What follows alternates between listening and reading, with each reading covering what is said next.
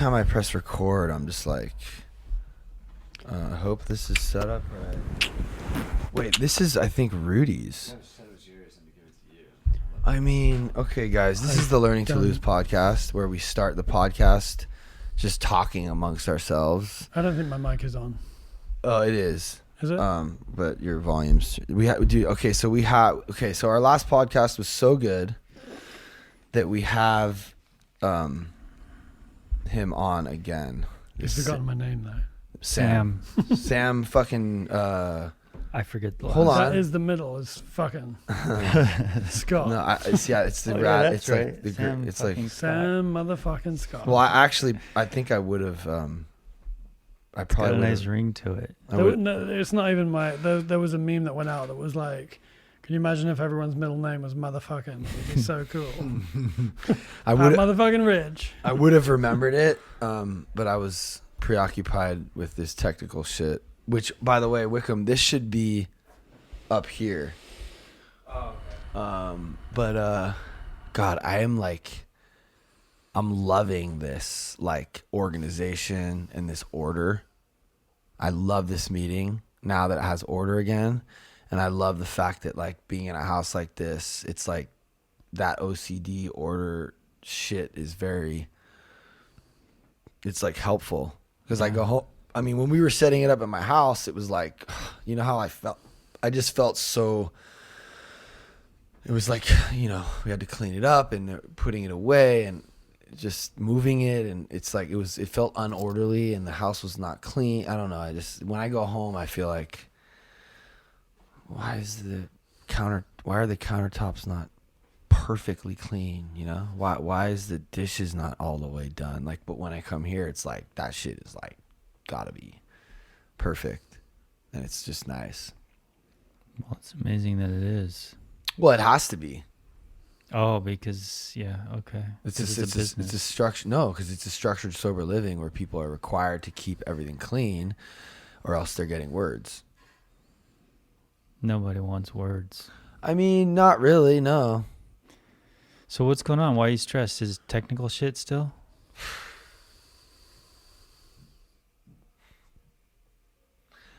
It's gotten so crazy that I feel like this is the first time that I'm like, I can't even talk about it.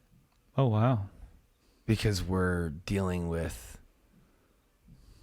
a real business, a bunch of money that's been invested. Oh, you can't talk about it for that reason. Yeah. Not that. No. I can't really explain what I'm dealing with right now, but I don't really think it matters because we just did this meeting and everything's supposed to turn out the way it's supposed to turn out. And if there's some stuff that happens that I don't want to happen, it was supposed to happen. Wickham, is his headphones is there not any slack on his headphones? What's going on there? Like, what's happening over there? I was just going to get up and try to figure it out, but I don't need to move any further away, so we're good. yeah, that's just like, should have just put it on. it's like all like, wow, it's like all the way around here, and it should just be. How you doing? I'm good. So this is what I was thinking when you were talking is that we talked last week about, you asked me if I'm like, if structure and routine are a big thing for me. And I remember my response being that structure and, within the confines of structure and routine, I can I get a can- water, please? Yeah. I can play. Right. All of my creativity and play only exists or flourishes in the face of or within the confines of structure and routine. And we've placed that same structure and routine to the meeting and found all the play. Like everybody was able to like play within the construct of like, here's how this is going to go. It's not going to be a free for all. It's not going to be three people dominating conversation. Yeah. And as a result, it wasn't like, it was a much more, it was still a discussion, but without this sense of like, if I want to say something, I got to. So you felt it was better?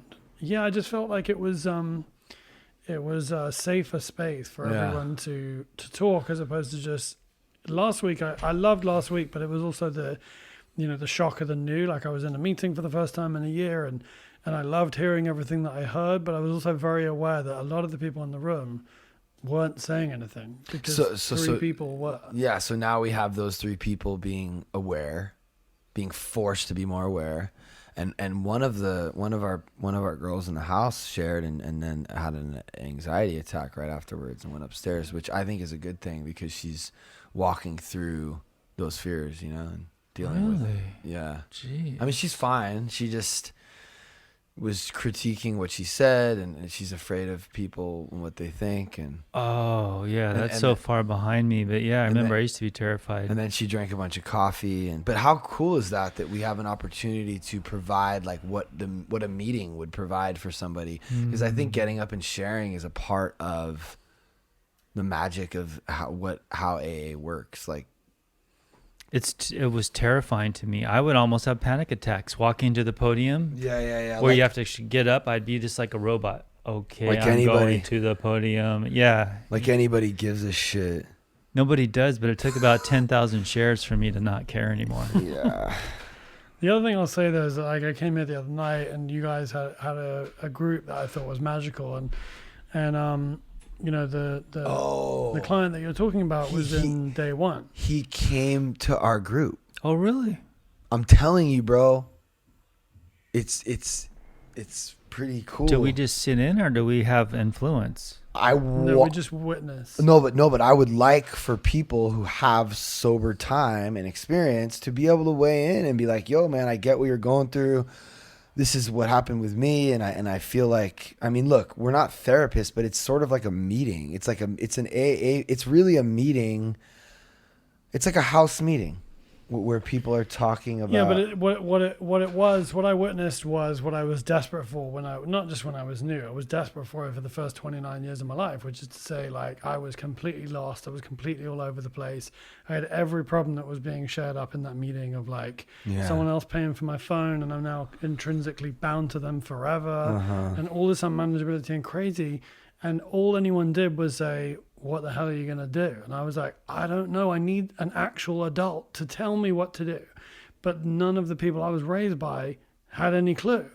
And what I watched in that room was a bunch of people who've been down this road, who've done the sober thing for a while, say, "Okay, here's how we're going to shake out the duvet that is your life and make the bed." And here's the key, and this is the point. I left that meeting feeling, like I had really witnessed something magical.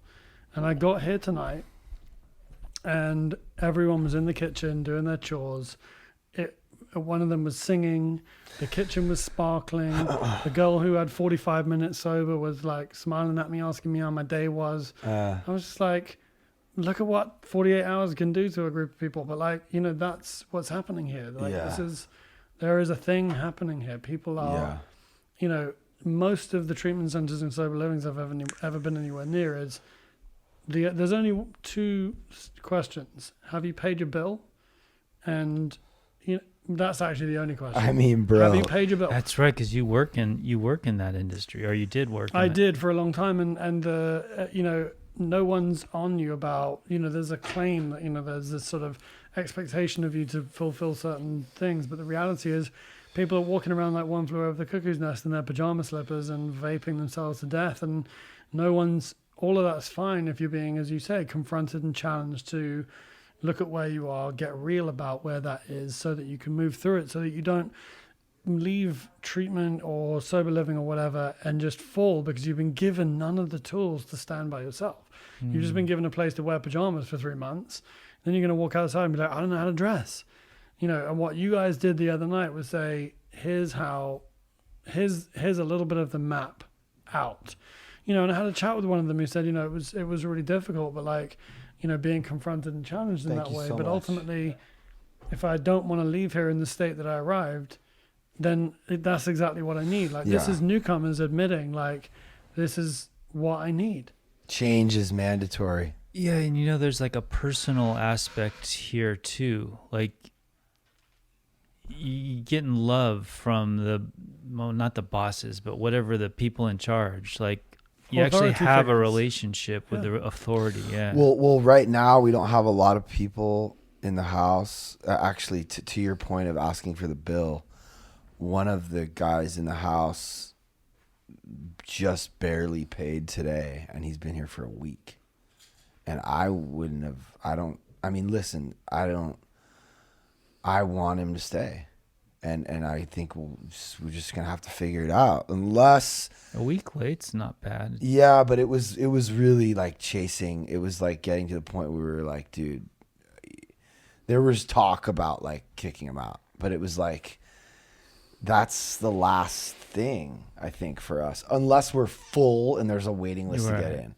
So I guess I'm not that holier than thou because we have empty beds and the structure works better with more people. So he's also but the point, aside from the payment, which I understand is a separate issue, but like the point, it runs through the meeting, runs through the house, which is within the confines of structure, you can play. Like you've given them all a structure, and I walk in and I watch a group of people playing.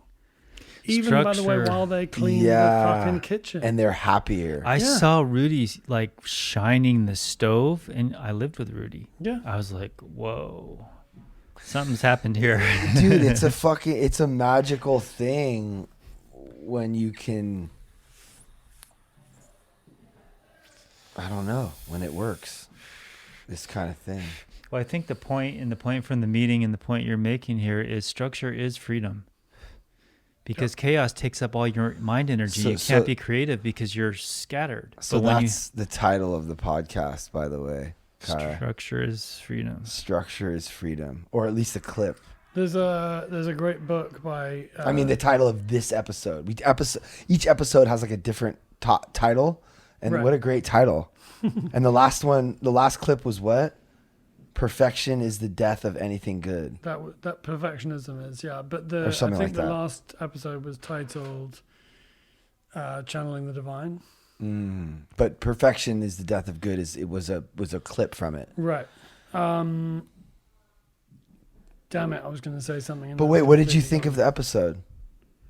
I couldn't believe how different I sound to how I think I sound. Really? Oh, you already dropped it, or just a clip? No, he listened to the whole episode. I think it was out the next day. Oh. Well, you were saying you read a book. Oh, so got you, bro. D.H. Lawrence has a book in the he talks about the fact that men who cry out shouts of freedom are actually rattling their chains. Like it's men who believe that they are free who are the most lost, and that in the ability to do whatever you want, that is in and of itself a prison. That total freedom that we all think we want. Like this is probably not a great example, but those days off where you're like, I'm not going to go to work today. I just can't do it. I'm hungover, or I'm not feeling great, or I don't really feel like it. So I'm just going to stay in bed. And about an hour later, you're like, I just want to go to work. I'm so bored out of my skull. I'm watching bad TV. I'm sweaty. I'm on the couch. I thought this was all I wanted, was just to lounge around my home all day. And now I just hate myself.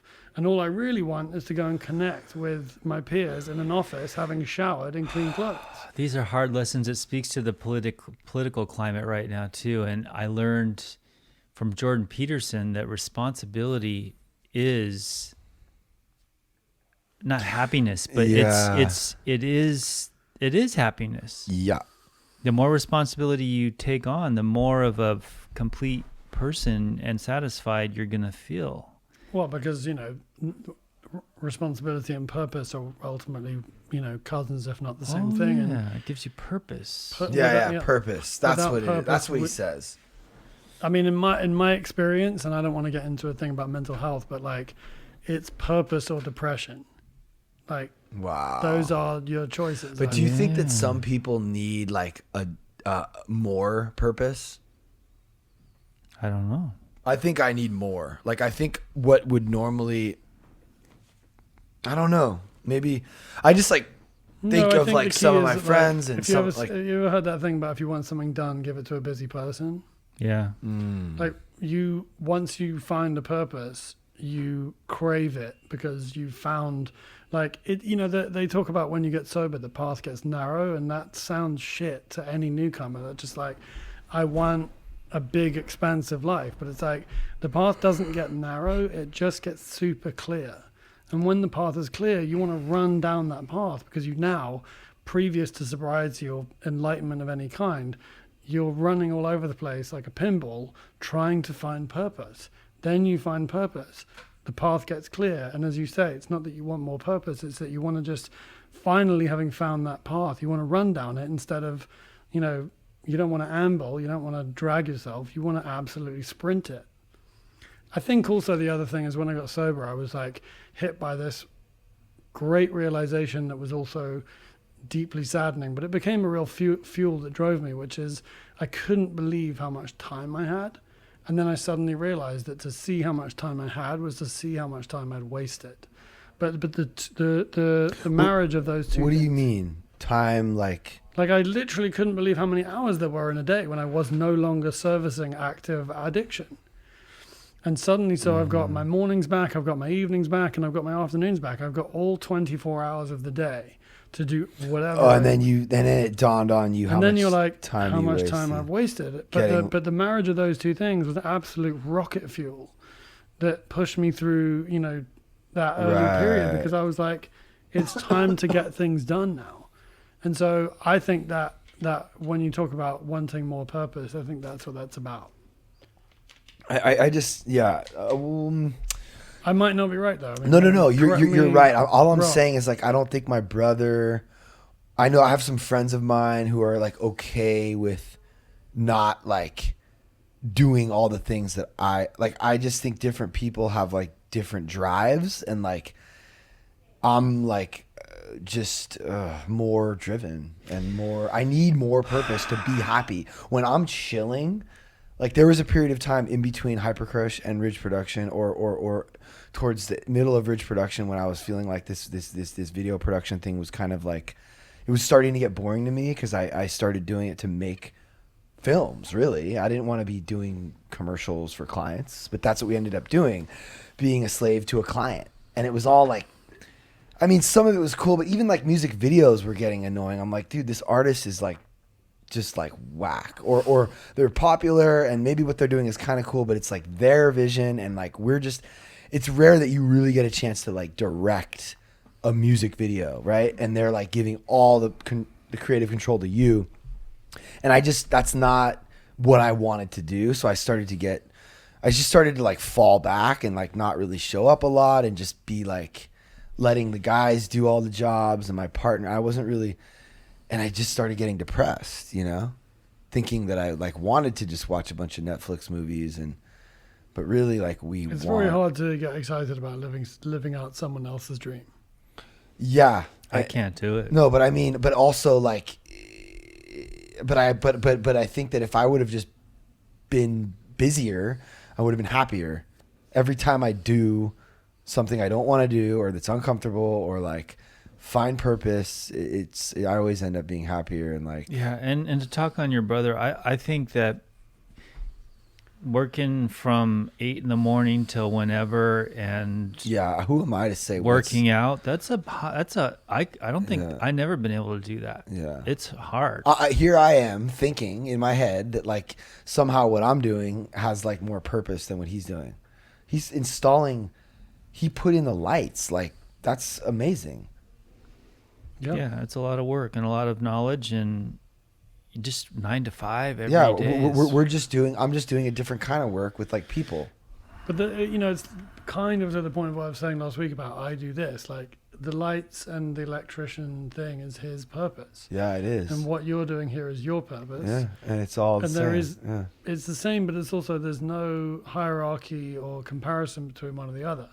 Neither one is better or worse. They just are.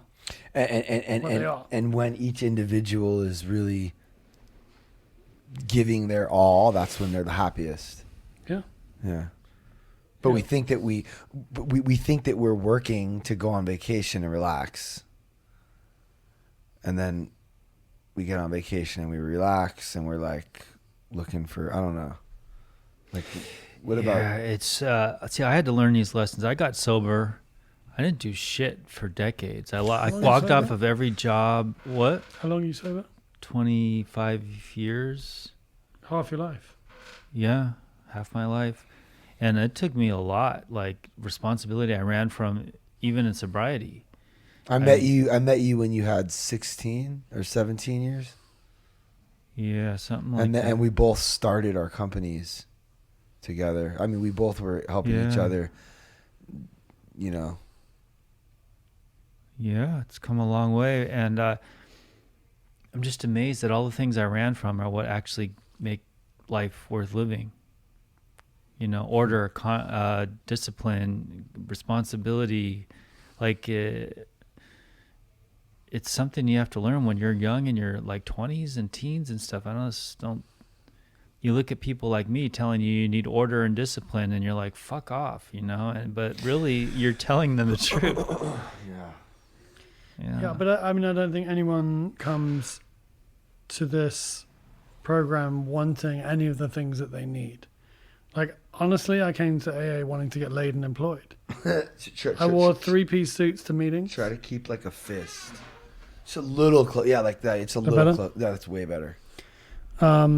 You can I wore 3-piece suits to meetings. I bought everyone's coffees. I wanted to sound good and seem good and arrive. I mean, look, I wanted to get laid and employed, and unfortunately, neither of those things happened. Well, I still want to get laid and employed. Yeah, but you know, here's my thing: is like if I really believe and try to practice that if I am in a meeting looking to get laid and employed, I'm going to leave fucked. But if I come here to do what we do, I can get laid and employed out there all day. If you're lucky. Yeah. Right, but the point is I become a force of attraction, whereas like otherwise I'm that guy who's like trying to turn every conversation into an opportunity, and in a meeting that's just literally like walking around with a bag of shit in your back pocket. It never works that way. It's horrible. It's always like your heart gets right, and then it's a byproduct of you being right with yourself and higher power, however you want to say it. Yeah, I mean it's you become attractive. Well, I've definitely done it the other way around, and the truth is, like, it's very hard to attempt to be on any form of spiritual growth while at the same time trying to be like, hey, what's up? Do you want to get coffee? Whether it's, and by the way, like every time a guy said to me in a meeting, we should get coffee, I would think he's going to give me a job. Or he's heard I'm a screenwriter, he wants to buy one of my screenplays. Here we go. And then I'd meet them and they'd start asking me how I am, and I'd literally sit there with this impatience, like, when are you going to tell me why we're really here? When they, of course, already had, which is they could see I was in a quite extreme nuclear level of pain. And they were hoping to be able to give me some relief. And I was like, how nice. It's a real simple way. Just buy my screenplay. That will give me the relief I want. Thank God that, like over time that it starts to switch. But yeah, I mean, I heard a guy years ago in a meeting say when I got sober, I didn't need any of the things I wanted, and I wanted everything I didn't need. And in the same way, like, I remember looking at the steps and thinking, like, I think I actually put my hand up as available for sponsorship at the end of my first meeting. Because I had 2 parents in AA, and I was like, I intellectually understand the steps. Oh boy. I mean, I didn't at all, but I thought I did. I thought I knew enough to fake my way through it. But I didn't think I needed a sponsor. So you came in here thinking you knew everything. Well, here's the other thing. I'd been to a few Alateen meetings when I was a kid. So here's how crazy I was. A number of things. So I got 12-step by a guy I'd known from a bar years earlier, and he took me to this meeting. The whole time I was in this train, I kind of like when you were talking about going up to share. I was in this train, I was looking at my feet, and I was like, I'm on the train, but I'm not actually going to this meeting. Like, this is not happening. And we get to the meeting in central London, and we walk up, and there's these 2 greeters standing on the doorway, and he says, hey, this is Sam, he's a newcomer. And I said, sorry, actually, I've got 28 days. Because I'd been white knuckling it for 4 weeks. And I really, 28 days is great, but especially in the face of white knuckling it by yourself, it's very, very new. but I didn't think I was a newcomer. I thought I was like, I'm here to save some lives. And then I went in the room. Actually, importantly, I walked past them. I was ready to just show everyone how clever I was and how like I said, save some lives. And I walked past these two people down this corridor, and it opened out into this room where everyone was putting up lights and making tea and coffee and smiling, and they didn't look like they were faking it. And I remember just thinking, fight's over. Like, I don't have to fake it anymore. I can just hang out with these people who seem like they're not faking having fun. And I haven't done that in a long time. I've been hanging out with people and pretending to enjoy myself for a very long time. And I was home. The key, though, is that then, maybe that was the key, but just to finish out the thought, I, at the end of the meeting, when everyone stood up and held hands and said the Serenity Prayer, I genuinely thought everyone was looking at me going, wow, he already knows the Serenity Prayer. Like, he's way ahead of the curve. Like, anyone fucking noticed. But I was so invested in this idea of like, look, I don't need any help. I'll help you if you want, but like, It just good. goes to show how self-centered and focused we are. Like, this girl just had a panic attack. I loved what she shared. I love hearing from newcomers. Yeah, You should tell her that. Yeah. I will. Well, She's is it still the, up when it's we the leave one the room. I'm thinking that it is, right? The new girl. Yeah. Okay. Yeah, I mean, I was so glad she shared. All the newcomers nailed the meeting to the floor for me. She is like an incredible human. And They all so are. but it's just funny how self-centered that we are, even if it's less than or more than or whatever. It's just the self-centeredness is that's the root of our issue. It says right in the literature. Yeah. I have a topic I'm going that through it right now. self-centeredness. And that's why this is helping me. I have a topic that we can talk about if you want. That's I really want to talk about something too, though. But Oh. what do you want to talk about? well, I want to talk about the Infinity Wars and Oh how. my God! Do you know what I was going to say? No. I wanted to talk about movies with him. Okay. So well, do you follow the Marvel stuff? I'm afraid it's like a big black spot in my movie. Infinity War. Wickham is like obsessed. well, Hold on. I'm not gonna say you should watch this, but it's an interesting concept because this Bro. guy, this guy, the protagonist, kills half of all humans, not just on Earth but all planets, Right. as a solution to overbreeding and using all the resources in the planet dying anyway. Right. And he actually succeeds, Okay. and it just brings up Is this. this the character played by Josh Brolin? I don't know actors. I'm What's sorry. the name of the character? He's a big, bald, Yeah, muscular big, dude huge. with a very square jaw. Yeah. Yeah, that's the Josh Brolin character. I forget his name now. Josh Brolin, Thanos. You talking about Thanos? Thanos. Yeah. Dude, sorry. I had to just grab. Wickham is obsessed with all the Marvel films. And I think he's watched Infinity War 10 times, probably. He becomes obsessed. I just wanted to have him jump in because we've had entire podcasts. Well, this on, mic's not working. Oh, is no, it? it's good. Okay. But I also before we dive into that, or after we dive into that, I just kind of am curious. Like, you're a writer. You must love films. I do. Like what? I know it's like a It's big an question, but extremely like, large question. I mean, are you a fan of the Coen Brothers? Do you like yes, what's his name? Alfred Hitchcock. Are you like some of the time. Yeah, like I'm not like I never really.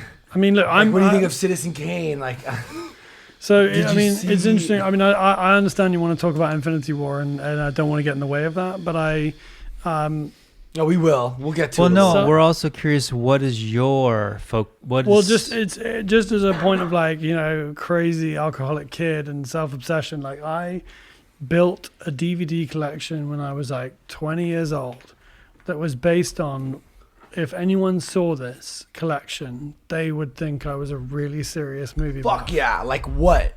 What So, was like, on it? Like Citizen Kane, Uh-huh. 3 colors, red, white, and blue. What else? Was So the there? title of the film is called Three Colors. No, it's a trilogy called 3 colors red, 3 colors white, 3 colors blue. What is that? the point is I ended up with a movie collection that you would never on any given day want to watch anything in this list, because it was all hyper heavy movie buff movies that like are really good if you want to write a thesis on filmmaking. But it's not like, I would always go to my brother's collection and pull out like Casino. Wedding Crashes or Casino. I mean, Casino is a fucking movie. Yeah, but something you can just kind of like, absolutely enjoy, but also just kick back and, get taken on a ride. And the point as a screenwriter and as an audience member, I just want to go on a journey. I don't. It doesn't need to. People always, when if you say you write, you always get asked questions about what did you think of like Ingmar Bergman's whatever, and it's like, I honestly want to get told a good story. I want to get taken out of myself and taken on a journey. Yeah. Like movies that made me want to be a screenwriter, Armageddon, and I can one day give you a lecture on exactly why. Hold on a second. Fuck.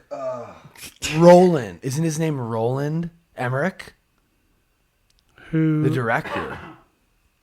I know that J.J. Abrams wrote the shooting script. Wait, J.J. Abrams wrote Armageddon? So Roland Emmerich, Michael Bay directed. Okay, but Roland Emmerich does a lot of apocalypse movies, Independence Day. I love those kind of movies. Yeah, Right. but so Armageddon with I'm going to give you a very quick précis on But wait, why with Ben it's Stiller? Ben Affleck. Oh, Ben Affleck. And, Fuck yeah, bro. That's that Aerosmith song. That Aerosmith song. And here's why this movie's great. You don't even know what we're talking If you about. if you ever, okay, but as an Infinity War fan, you probably hate it / maybe love it. It's probably very dated now, but if you ask anyone like what's Armageddon about, they would say it's about an asteroid that's going to blow up Earth. It's not about that. Right. The asteroid is simply the arena on which two men figure out their father issues. And the way the arc works is Ben Affleck cannot take direction from authority. This is his fatal flaw. And what he wants is to be with Grace, his boss's daughter, and keep her safe. Who's Liv Tyler, by the way? Liv Tyler, right? He wants to be with Liv Tyler. In her prime. Absolutely. Like, literally, probably, at the time, I always thought, I was like, this is the most beautiful woman on the planet. I would agree with that. When that movie came out. When that movie came out, and yeah. she was also, at that time, in the music video. I don't know if it was for crying. Yeah. Crazy. Yeah. Alicia Silverstone was in a bunch of them, but she kind of took over from her. So that's Steven Tyler's daughter, the singer of Aerosmith's daughter. Right. This is like the Kevin Bacon game. And she was in his music videos. Oh, wow. Sorry, but I just wanted to, for listeners, that's an interesting. So his fatal flaw is that he cannot take direction from authority. And all he wants, his central core desire is to be with Grace and make her safe. And all of a sudden, he has an opportunity to make her safe by stopping this fucking asteroid from blowing up the planet. Now, his opponent is not the asteroid. His opponent is her father. Is that Tommy Lee Jones? Or? No, her father is Bruce Willis. Right. Now, interestingly, this is a really good point about character development. His opponent wants the same thing. He wants to keep Grace safe. Right. The reason why Bruce Willis cannot accept Ben Affleck as a suitor to his daughter is because his fatal flaw is he doesn't believe he's an adequate father. And every time anyone opens their mouth about Ben Affleck in this film, they say he reminds me of someone I used to know. He's you when you were younger. Yeah. So Bruce Willis's Dude, I'm like remembering this as you're talking about it. This should make you want to rewatch it, but this is the point. This is the payoff. Bruce Willis's inability to accept himself as an adequate father for his daughter is why he cannot accept Ben Affleck as an adequate suitor for his daughter. So they go on this journey to stop The Rock. And in stopping The Rock, Ben Affleck has to overcome his total inability to take direction from authority in order to blow up The Rock with success, which means that when push comes to shove and they can't all come back and someone's got to stay back and dance with The Rock, Bruce Willis is able to say, "You're a man now." and you can go and take care of my daughter, and I'm going to stay here and blow up the rock. Because you were able to follow my direction. You were able to take direction from authority, work with others, and be And that's a part when you- of the that's- whole. And that's then when Bruce Willis is also the adequate father because he makes the ultimate sacrifice. Ultimate sacrifice, which we're okay with because he's ultimately completed his journey. And that's when you start crying because you know. Oh, Bruce it's a will- tearjerker, isn't because it? I mean, because that's might when you start realize crying. Bruce Willis is gonna die. Yeah, and he says the ultimate thing to Ben Affleck when he pushes him back into the ship to go back. He says the one thing Ben Affleck's always wanted to hear from this guy, which is, "You've always been a son to me," because Ben Affleck's ghost is that he doesn't have a significant father figure. Just real quick, have you read the script for Learning to Lose? No. So it's about our dads, really. I mean, that's why we all get loaded, is because we feel inadequate. For our fathers, the sober companion has issues with that, and the kid has issues. The musician's kid's dad is really rich. He just keeps throwing money at him, but he never really felt like the love that he should have felt. That he felt like, you know, a father shouldn't just be there to Well, throw. that's funny because that's how you feel about your father. Well, in it's some kind ways. of loosely based on the only thing I'm qualified to write about, which is my life. Right. So I don't know. It's just funny. It's a father thing too, but I think most movies are. Infinity War probably is too. Yeah, on like some levels, yeah. Wait, before we talk about that, let me just tell you what tripped me out about it. Okay? Before you guys get into all your like technical stuff that I don't really understand, let me just, so here's what tripped me out at the end is like, so he succeeds. Are we talking about Infinity War or Endgame? Infinity War. Well, first of all, Billy. Oh, so Thanos wins, right? Okay. but you need to see. Thanos? Thanos. But Billy, you haven't seen. You just started with the last movie. No, I watched. I Can don't you know just what. tell me I don't to do the know same actually thing? with the order No, of them. I'll give you watching the them order all. and like watch them all with you. I'm, like, Okay, well, serious. what's the order? Because I watched. You have to. Do you want to do chronologically or release date? There's like two different ways to do it. We could talk about it. I don't. Whatever It's makes so sense. interesting you say this because my sponsor actually gave me the list in terms of the order he thinks I should watch them in, Really? and it's neither chronological nor release date. He's Then like, what- it's something to do. Because I don't know, but it's how he thinks the order of the story goes Huh. Wow. in terms of all the origin stories that build Right. to. But There's a few ways to do it. But before he says that, I just want to make sure you understand and everyone understands that Jon Favreau Right. wrote and directed Iron the Man. first Iron Man. Yeah. With like a micro. He was an indie director with like a shitty budget. But Swingers is fucking amazing. And he's obviously a great writer and a great director. I mean, he just did this fucking this Mandalorian shit is crazy. Have you seen it? He did Mandalorian, by the way. Okay. I also like that a lot. It's but- amazing. But like, so Jon Favreau, I mean, could you imagine how hard it would be to like accomplish this thing that he did? Like, we're going to make basically like a TV show about like all these comic book characters, but they're all going to be like multi-million dollar movies and with like the best, most expensive actors in the world. And they're actually all going to be good because the comic books are good. Because Sam Smith, what's his name? Stanley. Stan Lee wrote great stories, you know? So, yeah, it's really cool because, like, as the cinema is sort of dying or whatever, Hollywood, you have, like, at the same time, the biggest, I guess you could almost say, like, Yeah, most Infinity War is like impressive thing that's ever been made in the Right. history of cinema. It's this fucking,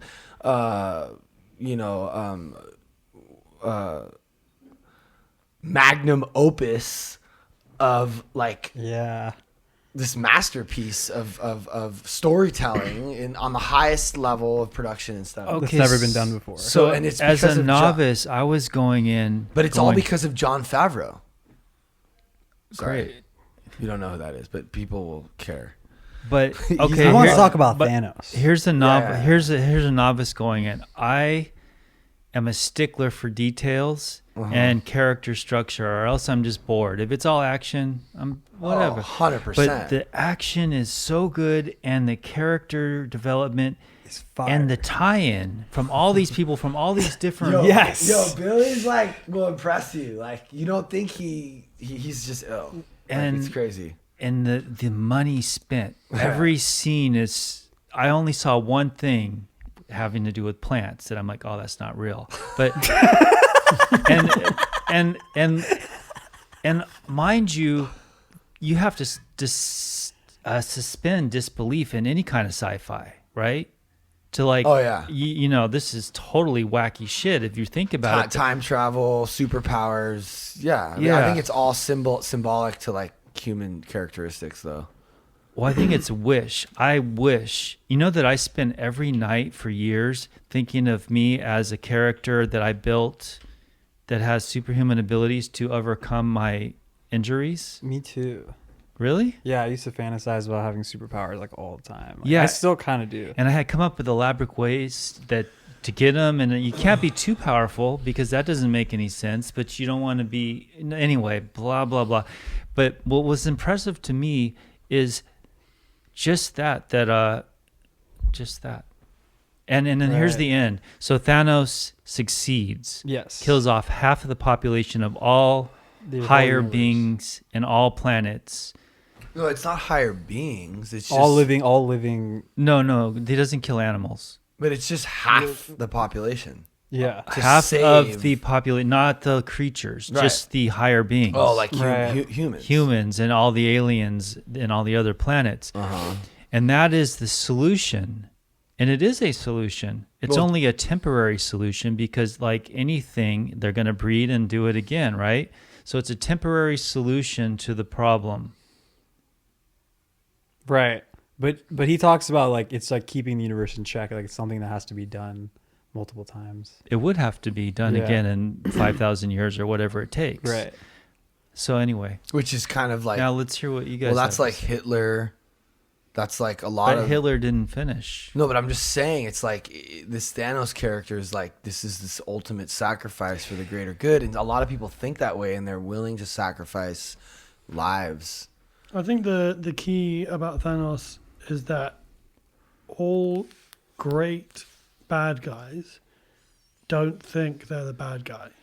Like the greatest villains in any film Ah, it's so think they are doing Well, it's the right unclear to thing. me if he is the bad guy. Wow. That's why it's such a well-written character. Because like in his motivation is actually like a logical motivation. Like It's kind of makes logical. sense. It's exactly. That's Yo. why it's dope. And dude, check this out, bro. I just recently did a video, like it was a response to Josh Brolin.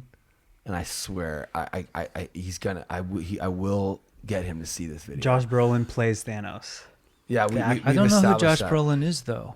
So Josh Brolin, he another made this. movie? Yeah, I'm gonna show you. I'm gonna show. Here's Maybe the other. bleep that if you want Josh Brolin to come on this podcast. well, dude, I'm gonna That'd show. be something, huh? Oh my god, dude. But So I'm here's the curious- thing about Marvel that I love. Like, there's like for me, there's like two camps of comic books. There's Marvel and then there's DC.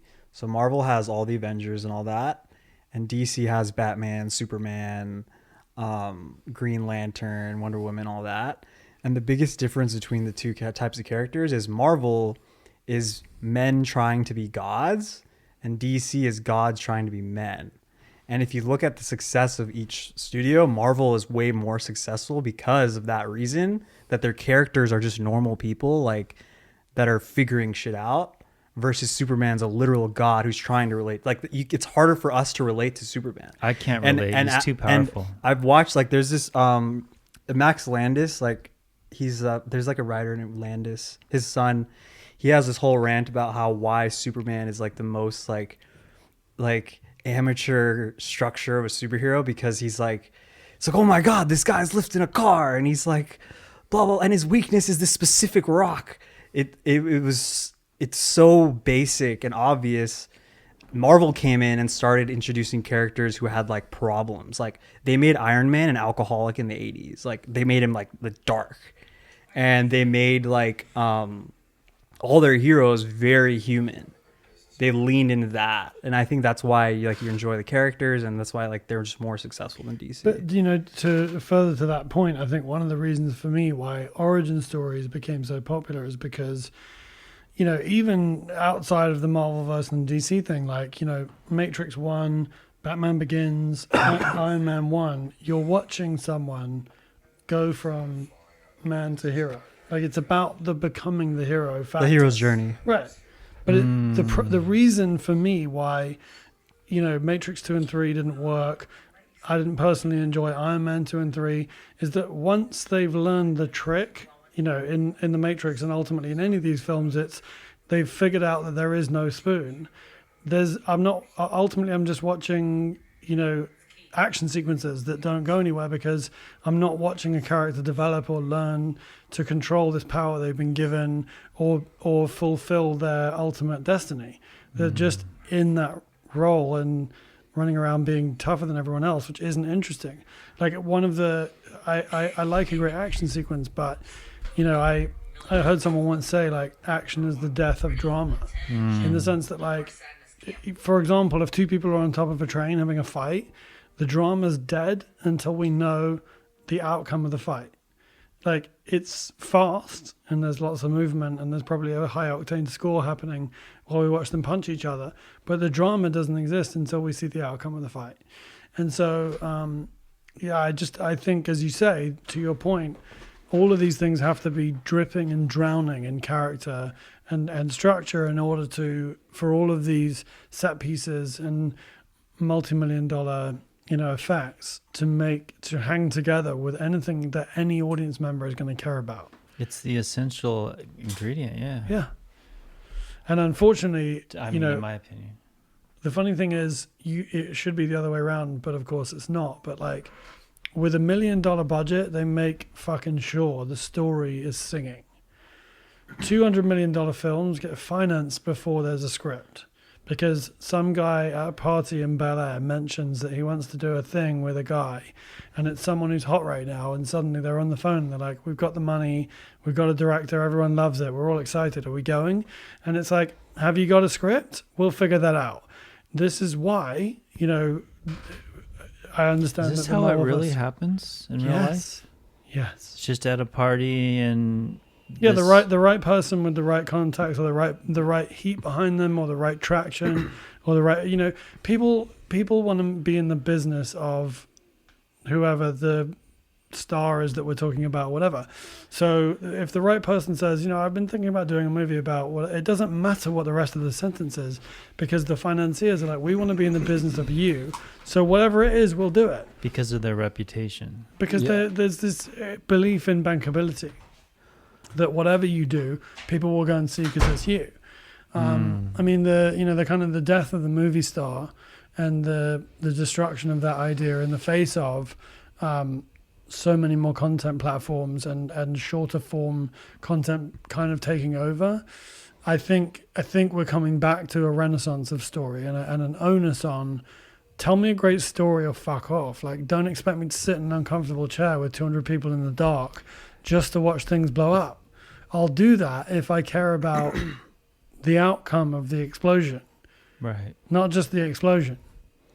Right. I think that in some ways, the perfect analogy for what you're talking about is Disney and how they own Star Wars and Marvel, right? And how they approach them differently. Because Star Wars, they've made like a mess, but for some reason, Marvel is like still intact. And I believe like the reason is because Marvel is an amateur filmmaking studio. Like I'm not a fan of Iron Man 2 or 3 at all, but like they've like learned and they're like learning how to, they're realizing instead of just telling another story about Iron Man, let's mix up Iron Man and Thor. Like how will a god and an alcoholic like interact? And they're exploring those things, because what's crazy is like, but what you're talking about is character versus action. Right. Yeah. And what's crazy is their directors that they choose for their movies, they're nobodies. They're all indie directors. For which Marvel? For Marvel movies, yeah, because indie directors know how to handle character. Like they don't need a director who can do CGI. Like they don't give a fuck. They can already do that. That's why they need someone who like understands interpersonal relationships. That's why there's this director, Zack Snyder, who's doing the Superman stuff, and he's just all about like visuals and like epic and all this. The 300. Right. Yeah. It's like, but he misses. He doesn't have like he doesn't know how to like get your tears jerking or like make you care about the characters at all. I just want to say to what you're talking about is this is the time for writers and producers. 21. Because the writers, and we're seeing it with like Netflix and shows, and like, it's not so much about the director anymore. It's like the writers are the ones that are Right. creating these 10-hour epic sagas, Ozark, Bloodline,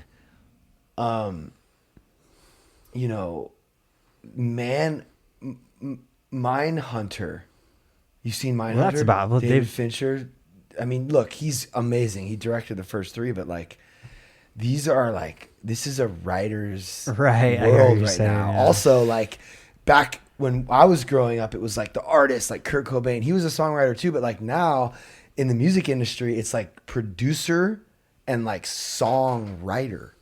Like, that's what's up right now. Like, I have a friend, Jason, who's crushing it. He's like probably one of the most important people in the music industry. He wrote the past, 5 or 10 #1 singles.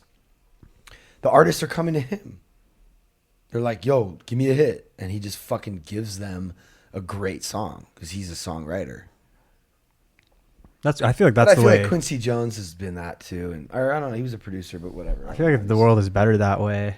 Yeah, and 'Cause you're like- saying that's what we want right now. We want like a good story. We want like, Well, yeah, but whether it's songwriting or screenwriting, it's all story. Yeah. Story is Have we story not is story. always wanted a good story? I mean, what is Yes, Flash no, without but a good story? Here's the thing. Audiences want a good story. And originally what happened was people showed up and told them a good story. And then Harvard MBA showed up and said, hey, you if we record again? pre-sell I already did toys while to you're in the McDonald's and games to Sega and Nintendo, it won't really matter. You can offset all the losses in the theater. And suddenly it became about marketing and numbers and spreadsheets. And it's like, tell me, like, and any time in my, I mean, look, I'm sure we're unaware of the number of turkeys that get put out. But in my experience, when a good story gets well told and put out, for way less money than that goes on these gigantic Dude, he did Spider-Man. opus movies, people flock to see them. There's usually, what else like the Little Miss Sunshines of this world and the Way Back. Funnily enough, another movie that I would definitely put on the shelf as one of my favorites, and it's also about atonement with the Father. the way back. That's the great- Absolutely not. No, it's No, I know. it's Steve Carell, it's Tony Collette, it's Sam Rockwell. It's about a kid who goes away with his family and stepfather for a summer and Is kind it of great? coming of age story that's fucking stunningly brilliant. I remember it being good, but I can't remember anything If you guys else do a about movie it. night, Wait, who's here, in it? Who's in it again? Sam Rockwell, Tony Collette, and Steve Carell. Is it about a water park? Yeah, Sam Rockwell works at a water park. The way way back. Yeah, the not way the back. way back with Ben Affleck, which was kind of cool about the basketball coach. Right. And Little Miss Sunshine. It's just a good story. Well, I don't know if it's a low budget, Bro, I but haven't there's not. seen this. Yeah. The way back. It's I'm Well, don't get absolutely your hopes all up. phenomenal. It's just a basic kind of story. Like there's no bling and blang. It's just. Get your hopes up. great. It's fucking great. Oh, okay. Yeah. Dude, I If just you got, remember if when you I got used to- daddy issues, you're gonna cry your eyes out. Yeah, I just remember I used to go rent movies with my dad, like at the local. There was this little like movie store. There was Blockbuster, but then there were like the little indie movie stores Yeah. where the guy who ran them was like super ill and woke to like what was happening and just great. We would go there and like this guy was so weird, bro. He used to like sleep in the back. He was like this weird nerdy guy. I was always like fascinated by him. I wanted to do a local legend on him because he was like the video guy, Yeah. And I would always go in there and like I remember for a while, me and my brother and my dad would go there and we would rent movies. Like there was this movie called Bear, just like the animated movie. no, like you probably haven't seen That's it. Like, Brother Bear. just Oh, stuff right. like like stuff about like someone getting lost in the woods, like just great stories. And I was just watching with my dad, and I just it's funny. I'm just remembering that right now, like renting VHS. I think it's the sad thing about the sort of platforms is that like I had the same video store as a kid that was like Yeah, such a piece of my childhood it was an and history. event. Yeah. getting. Yeah. the We movie. almost always had to rented watch the whole thing. You know, the funniest Yeah. thing as well is we always rented the same movie. Oh really? What was that? Point Break. Whoa! Every fucking Friday, me and my best friend. You Catherine Bigelow. Yeah, You like fuck with her? I fuck with that movie. Yeah, but she did fucking Zero Dark 30. She did Point Break and Zero Dark Bro. 30. Yeah. Yeah, and Whoa. and Hurt Locker, which was Wait, Oh, that she was a did good Point movie. Break? yeah, bro, it's crazy. And Which is the best of those three movies. by a What's her fucking name's mile. ex-wife, Yo, right? that's James the Cameron. crazy part is that like we got to watch Point Break again, and we got to watch Armageddon again because you're Yeah. like bringing up some. And This Speed is like and Backdraft. you're reminding me of like Quentin Tarantino right now because he has like movies that like got super overlooked, and he'll pull one out. Like I showed Fucking you the one- Armageddon was in the Criterion collection for a while. Like, it's what's Well, up. last week I showed you a movie that about the train, the Tony Scott film that Quentin put in his top 10, just like totally overlooked. You know, I saw that. What's it I called? enjoyed it. it was I don't great. remember. Denzel Washington and Chris Pine. But Speed or something. I don't know. so the guy who- Unstoppable. yeah, Unstoppable. So have you guys seen Cop Car? No. It's pretty cool. It's like, dude, look at this. Kevin Bacon. It's an indie film. It's a great indie film that like no one's seen, but it's really good. When did it come out? I remember I saw it. I was like, oh, that was cool. Like, that's dope. And then like I realized, and then I saw that this guy who did Spider-Man did that. Yeah, And I was like, oh, they're like hiring these like ill like indie film directors. I feel like even the guy who did Mud with Matthew McConaughey did another one. And I was just like, this is really cool. And I remember liking Spider-Man because it had the story thing Yeah. happening. Yeah, and what's crazy right now is what Marvel is doing now. Like by now, I mean like last week, they released their first TV show that's intertwined with the movies. I started that and I don't get it. Yeah, I've you only got to get watched to. 2 episodes. You probably shouldn't watch it until you watch more Marvel stuff. Like, I've it's seen like, all the Marvel But the- stuff. the Don't- other you thing- have? Yeah, no, I've Okay, seen it. well, all. it I'm doesn't watching make it sense. again because there's nothing else good. It doesn't make sense until episode 5, but okay, I'm Of not what? gonna. What? Episode 5 of what? WandaVision on Disney Plus. Okay. So what's crazy about what they're doing right now is that like in the 90s, Marvel was like bankrupt, the company, Marvel Entertainment. So they sold their best characters to studios. So they sold Daredevil and the X-Men to Fox. So they owned that. They sold Spider-Man to Sony. They sold different characters to like different studios. Or they sold the Hulk to Universal, right? And they were still broke. So in 2008, they were like, okay, we don't have any of our A-list characters or even our B-list characters because we sold them all. So all we have is Iron Man. Because back then, like I knew about Iron Man, but nobody knew who Iron Man was. This is when in the 80s? This is 2008. Bro, you need to get a comment. You need to get tattoos of this shit. Yeah, but He's obsessed, bro. It's crazy. so like they got an indie director with like a really small budget, and they like made this like small scale superhero movie like compared to crazy shit that like Bryan Singer was doing with X-Men and stuff, and it was like a huge hit. Which one? Iron Man 1. Right. So Yeah. then they started like getting money and stuff, right? But they still don't have their big characters yet. Like who? Like the Like Hulk? like Spider-Man, they had to make a Sony still owns Spider-Man. They have to make a deal and pretty much kiss Sony's ass for like a long time to even use that character. But so since all these different studios own the same characters in the same universe, none of those characters could interact with each other. So everyone was like, why the fuck can't Spider-Man talk to Iron? Like this is stupid, right? So Disney did the most gangster move and they just bought Fox. So now they own X-Men again. Now they own all their old characters. And then they like gave Sony a bunch of money and they got Spider-Man back. This is where I have to turn Wickham's mic down a little bit. Just because he's coming in so hot and passionate. Right? And so like while in 2008, since Marvel was making their universe, all these other studios like Fox and Universal were trying to copy them and try to do their own thing. They had like X-Men had their own small universe, everyone, right? But last week, people were theorizing that since in Infinity War and Endgame, they do stuff with the multiverse, they're merging all the Fox stuff from all the studios into one timeline. if that makes any sense. So all the stories for years that Fox or Universal told from like 2001 to like 2021 are now a part of the Marvel universe. They made everything into one cohesive thing in one episode of the show yesterday. And I was like freaking out. Oh, on WandaVision. Yeah. Okay. Can I ask you another question? Yeah. What the fuck did they do to Star Wars? It's very disappointing. Yeah. Why? So why is it? Why is it? I couldn't even finish the last movie. It was so boring. So the reason is because Disney owns Lucasfilm and Marvel, right? But for some reason, Marvel is able to please fans and like stay true to the source.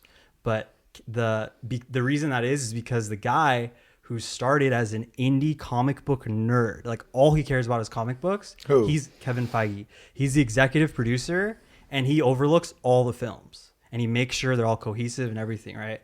Versus on the Lucasfilm side, there's this woman named Kathleen Kennedy, who George Lucas himself hates because when Disney wanted to buy the rights to Star Wars, George Lucas had written out a story of what episode 7, 8, and 9 should be, and they just like threw it away. And they instead hired J.J. Abrams to just remake episode 4. And then they got Rian Johnson to like episode 4. Yeah, A New Hope. Like The Force Awakens is literally the same story. Oh, as A New I Hope. get what you mean. They Right, turned, and they then turned episode 7 into like a remake of the original first. Right, because film. they just like It's a formula. instead that of works. telling a new story, they like relied on this. They like profited off people's nostalgia, which was like disgusting. It was the most like commercialization I've ever seen any art like ever be commercialized like that.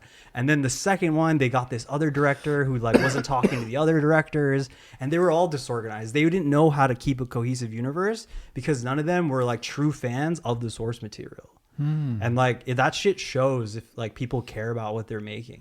And like in Marvel, they're all diehard. They just all the directors, all those indie directors read the comic The book. Russo brothers. Yeah. Like they're like huge comic book nerds. And like and Disney's hiring like these like these corporate And well, I think J.J. Abrams is a comic book fan. I'm sure he must be, or maybe he's not. I'm sure. No, I'm sure. But he kind of blew it on that last one. But like Jon Favreau, I don't even know. I don't care. He is the Mandalorian is just like a fucking masterpiece. But it's like its own thing. It's not really Star Wars. It's its own. That's the problem. It's not a problem, bro. No matter It's how fucking good amazing. I know, but like no matter how good it is, the universe is broken. It doesn't fit. And like that's you don't have to like build a universe. That's fine. But like if you're gonna say you have one, like it better make sense. And like none of it makes sense. What do you mean? You haven't even seen it. I'm talking about the entire Star Wars universe. There's like huge plot holes that ruin the entire for example, in episode 9, Palpatine, the Emperor, the Sith comes back, right? The whole purpose of episode 1 through 6 was based on one thing. It was a prophecy that there would be a kid who would become powerful enough with the Force to kill the Sith. He didn't kill the Sith. By bringing him back, you've made 1 through 6 fucking pointless. Darth Luke Vader. Skywalker did all that for nothing. We watched Anakin do all that for nothing. It was all useless. And it was so... How did he just come back? Yeah, and they didn't even write that in. And it's so like disgusting because like I loved episode 1 through 6. But Mandalorian is a different thing. It's just a really, really good story, and there's Jedi in it, and it's really just great. I don't know. Like I saw this. I think so too. Yeah, I'm still trying to get Wickham to like actually really watch it. Oh, you've never watched it? No, I've watched. It's very basic, but somehow it just. I guess there must be a story because it draws you in. It's the wolf and the cub. You're a writer, don't you know that one? Enlighten me. Well, I guess there's this like there's like a bunch there's like different like higher like different like modalities, or there's different kinds of stories, and like one of them is like the wolf and the cub, like the gnarly guy that like takes in the little Right, Yoda and yeah. It's like I guess it's like a It is like that, yeah. But I also Noah told me. I also think that's just kind of like played out, like the tough guy and like the little girl thing. Like Logan did that. Like Yeah. I've also seen that a lot of times. Well, I mean, every single thing is played out. It's just a matter of doing it right. I mean, like Yeah. Rocky, Forrest Gump, like these are all amazing films about like this underdog. When you say character. that, are you talking about like the 7 original stories? Yeah. Okay. Okay, so it's all played out because there's only 7. There's actually Right, but they're there's not only bringing one. anything original. There's only one. Right. There's only one story, and it's who am I when pushed. That's it. Noah told me something that I also agree with. He said there's 2 stories. There's good versus evil and boy meets girl. Well, I guess who am I when I'm pushed is good versus evil. Right. And boy meets girl. It's also who am I when I'm pushed. Yeah. Yeah. You know what? That brings me to an outside archetypal thing that when you're pushed, when a human being's pushed, and that's why this is so important, that they can actually display genetic capabilities that wouldn't have been expressed if not pushed to an extreme level. Do you know what I'm saying? Yeah. Yes. So you may be capable of things you have no idea until you're put in that position That's where exactly you what have we're talking to. about in the meeting, which is like when the worst case scenario comes along, surviving it takes you into all the joy that you would have missed had it not gone that way. If we lived in comfort, we'd never get strong enough to survive. I'm like Only through worst case scenarios. I'm like yeah, I'm sitting in that right now. My head is fucking spinning. I'm sitting in that fear in that worst case scenario. Like it's just. Then get excited because good shit's coming. If Yeah. you're about to hit worst case Yeah. scenario, that just means you're on the gateway it's to so painful. great stuff. I'm just trying to stay distracted by this podcast and getting into the step work. And One of the most powerful things I ever heard in a meeting was a woman said, if you don't like what's going on, just remember it must be necessary. yeah, I know, but it's hard. It's hard to accept sometimes. For me, because It's it's just- just due it's- to do with things that will I'm just- never leave you.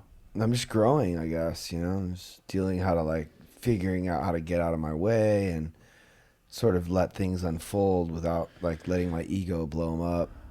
Well, it is quite remarkable from my perspective that this fantasy that we were talking about 6 months ago is like a reality, and there's even inmates. I'm sorry, they're clients, Yeah. not inmates. But Yeah, but there's internet and lights and pictures on the wall and TVs and clients, and it's and we're happening. sitting Yeah. here, yeah. Yeah, so bro. I it's- remember you talking about this in like 2019. It's only because I was able to get out of the way and let things happen and not be trying to control. Well, also every little thing. and lean into the unknown. Like you've had to take a massive leap into the dark with this. But like you know that line about like life begins where your comfort zone ends. Yeah. Like this, if any of this was easy, like it wouldn't be worth it. Yeah. Well, it's not only that, it's also that you had a vision and a single eye and a passion, and for whatever reason, the resources. Well, that's the thing, is the resources would not be available to me if I was in the way, if I let my Yes. ego and my pride. I mean, every single time I talk to my parents, it's like I have to get out of the way and I have to Yeah. just let them do their thing. I want to play this real quick. I wanted to play this earlier when we were talking about Josh Brolin, because it's just funny that like we were talking about him being the villain, but he thinks he's the good guy. So he did this thing where he posted this video, right? And he said, I'm going to take a break from social media for a month. He said that on social media. This morning with a very That's what strong I said. feeling. What? He said that on social media. Yeah, just watch. Just watch. Woke up with this morning with a very strong feeling that social media is the death of us. It's like the worst in people have been revealed. Josh, I love you, bro. You actually took a photo of me one time. Did you know that? Here, look. He asked me. Well, yeah, when we got the chair, remember? You said, "Hey, let me get a photo of your arm. My friend's on it. Robert Duvall's his friend." And Josh, you're one of the most incredible actors. I mean, if the Coen brothers use you as much as they have, This is so you embarrassing. must be good. Shut up, man. No. But I just wanted to say that social media, dude, I actually really agree. It brings out the worst in people. Like me and my wife are experiencing it right now. I mean, on TikTok and stuff, because we post a lot about our relationship, and sometimes we fight, and we try to post the truth of what our life really looks like: good, bad, ugly, beautiful, all that stuff. But a good analogy that I've come up with is, I think social media is a medium. It's like if you hit somebody with a car, you don't blame the car for the person who got killed. What I'm saying, it's not the car's fault. The person that was driving the car, it's their fault. It's people.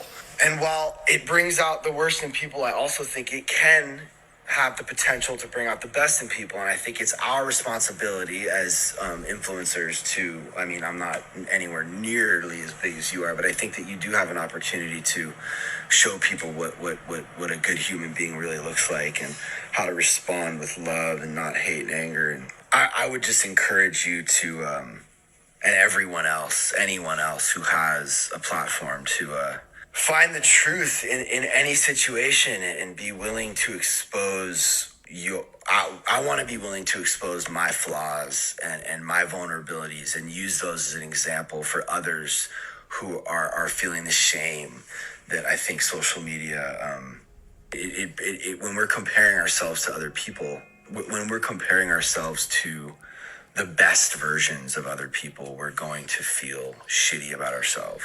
So that's what my brand is dedicated to, Learning to Lose. It's dedicated to helping others feel like they're not alone. And sometimes shared pain is cathartic. And I've been sober a while, and I'm wanting to share my journey of sobriety and recovery with the world, and let people know that they can do it too. And my wife is on her own journey with eating and healthy living, and battling her.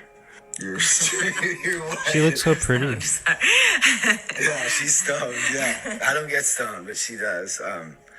We're just trying to be real, and I can sense the realness in your eyes and in your voice when you speak to your phone. But you're not just speaking to your phone; you're speaking to other human beings. So, this whether we like it or not, this is how humans are going to be communicating. This is how humans are communicating. So let's see if we can use this tool rather than abandoning our posts. Let's lean into it with love, empathy, understanding, compassion, inspiration, courage, faith, hope. And let's do our part, brother. You think there's any possibility he heard that? I know one day maybe he will. I mean, it almost has 2,000 views, but the minute long version of it on TikTok probably has like 40,000 views. I don't know. I mean, hopefully someone might send it to him or whatever, but it was just like an excuse to sort of get the message of what I'm trying to do as it relates to social media, because this message can be applied to social media, and that's how it's getting big. Well, what you said about the car thing was like kind of like would you blame the car? But it made me think about like what Elon Musk was saying about how when cars first came out for like 10 years, they just didn't have seatbelts. And like people would be like, you need to put seatbelts in these cars. You need to put seatbelts. And then they were like, no. And then just people were just like flying out of cars, just dying. Yeah. After 10 years, they were like, all right, let's put seatbelts and enforce some laws that force people to use it. Like, sure, if you hit someone with a car, like, and I was being an idiot and going like 90, it is my fault. But the car designer kind of has a responsibility to be like, yo, I'm going to put this seatbelt in here and you have to use it or it's against the law. And that's why like the car is like safer. And I've been thinking about this because I've been using this new app called Clubhouse, which is like you join chat rooms, except it's your voice. And Bro, you need to start a Learning to Lose one. Come on. Yeah, I've been thinking about that. And people have conversation with each other, right? And what they call it is Twitter, but matured. Because instead of 150 characters on a keyboard, you're like looking at someone and you're hearing their voice. And like just by those two things, you're like, it's harder to be like this fucking internet troll because you're like, oh, hey, so is this in real time? It's real time. Okay. And It's so like live streaming. it's like the last 10 years were us just like discovering social media, and it was like the Wild West. Like we after this, I think we're gonna like start regulation, and like it's gonna not be as damaging as it was before. Make it more personal. It's Yeah. interesting though that we've gone from like 150 characters to getting to a point where you can see the person so you can't troll them. Maybe we're going all the way full circle back to actually meeting up Yeah. and real human connection. Well, Right. yeah, but yeah. There's a sweet middle ground with real connection and the ability to talk to like whoever Everyone. you want and Yeah. or everyone. Yeah. Can I bring up something back to Thanos? Yes. So the thing that is so cool about the movies I really like is the bad guy is not a bad guy. So like the movies that are really boring, the bad guy's just pure evil. But that doesn't make any sense. So Thanos may actually be better than the Avengers or all the people involved. What do you think?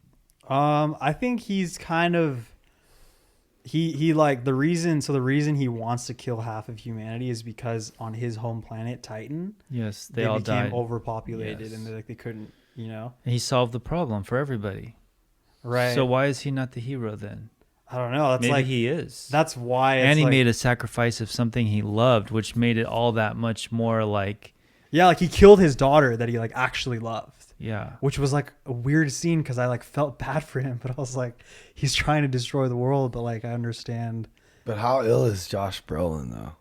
Dude, and have you seen what he had to dress up on set? Like he had to No. look so ridiculous. He had like he's wearing like a mocap suit, and there's a giant stick along his back that goes like this tall, and it's a printout on it's a piece of paper with Thanos' face on it.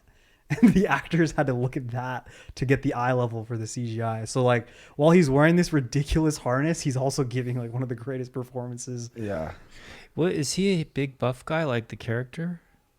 He's like kind of an older dude. Dude, he's like kind of buff. he's short, bro. He's jacked for his age, but he's not Thanos. No, but he's in good shape, but he's Wait, short. did you say Josh Brolin? Yeah. Isn't that the guy you just had on Yeah. your... That's Thanos. That's why. Oh, okay. That's why I played it. Oh. And I also met him, and he's I don't know. There's like something about him that's like Oh, yeah, he's very charismatic. pretty amazing, you know. And even when I was watching what he was posting, I was like, damn, like, yeah, we get so much hate. There's so much hate on the internet, but like, it's just a reflection of like humans, and there's also a lot of love. And me and Mikey were crying in the fucking garage because of a message someone sent us. Like, Yeah, no, I get it. all I get it. things are beautiful and ugly. And what's that one thing in the Bible where the guy talks about that? Oh, fuck. I'm never going to be able to think of it. It's like a section in the Bible that's Ecclesiastics. You better ask Danielle. I No, don't it's, think anybody here knows. Jason Evigan, Oh, this songwriter friend of mine. yeah. The guy who I was talking about who wrote all these. I find that really weird who, because I like, see that. this guy, I should He send was him. on Songland. I thought he was great. Oh, you know Jason Evigan? No, I just watched him on Songland. Bro, and remember his episode. he is the best human being. Yeah, it was very evident in the show. And you will meet him here. He used to come to our meeting a lot. He's about to have a kid, but he is like so talented. I was in a band with him. He's been on this podcast like 5 times.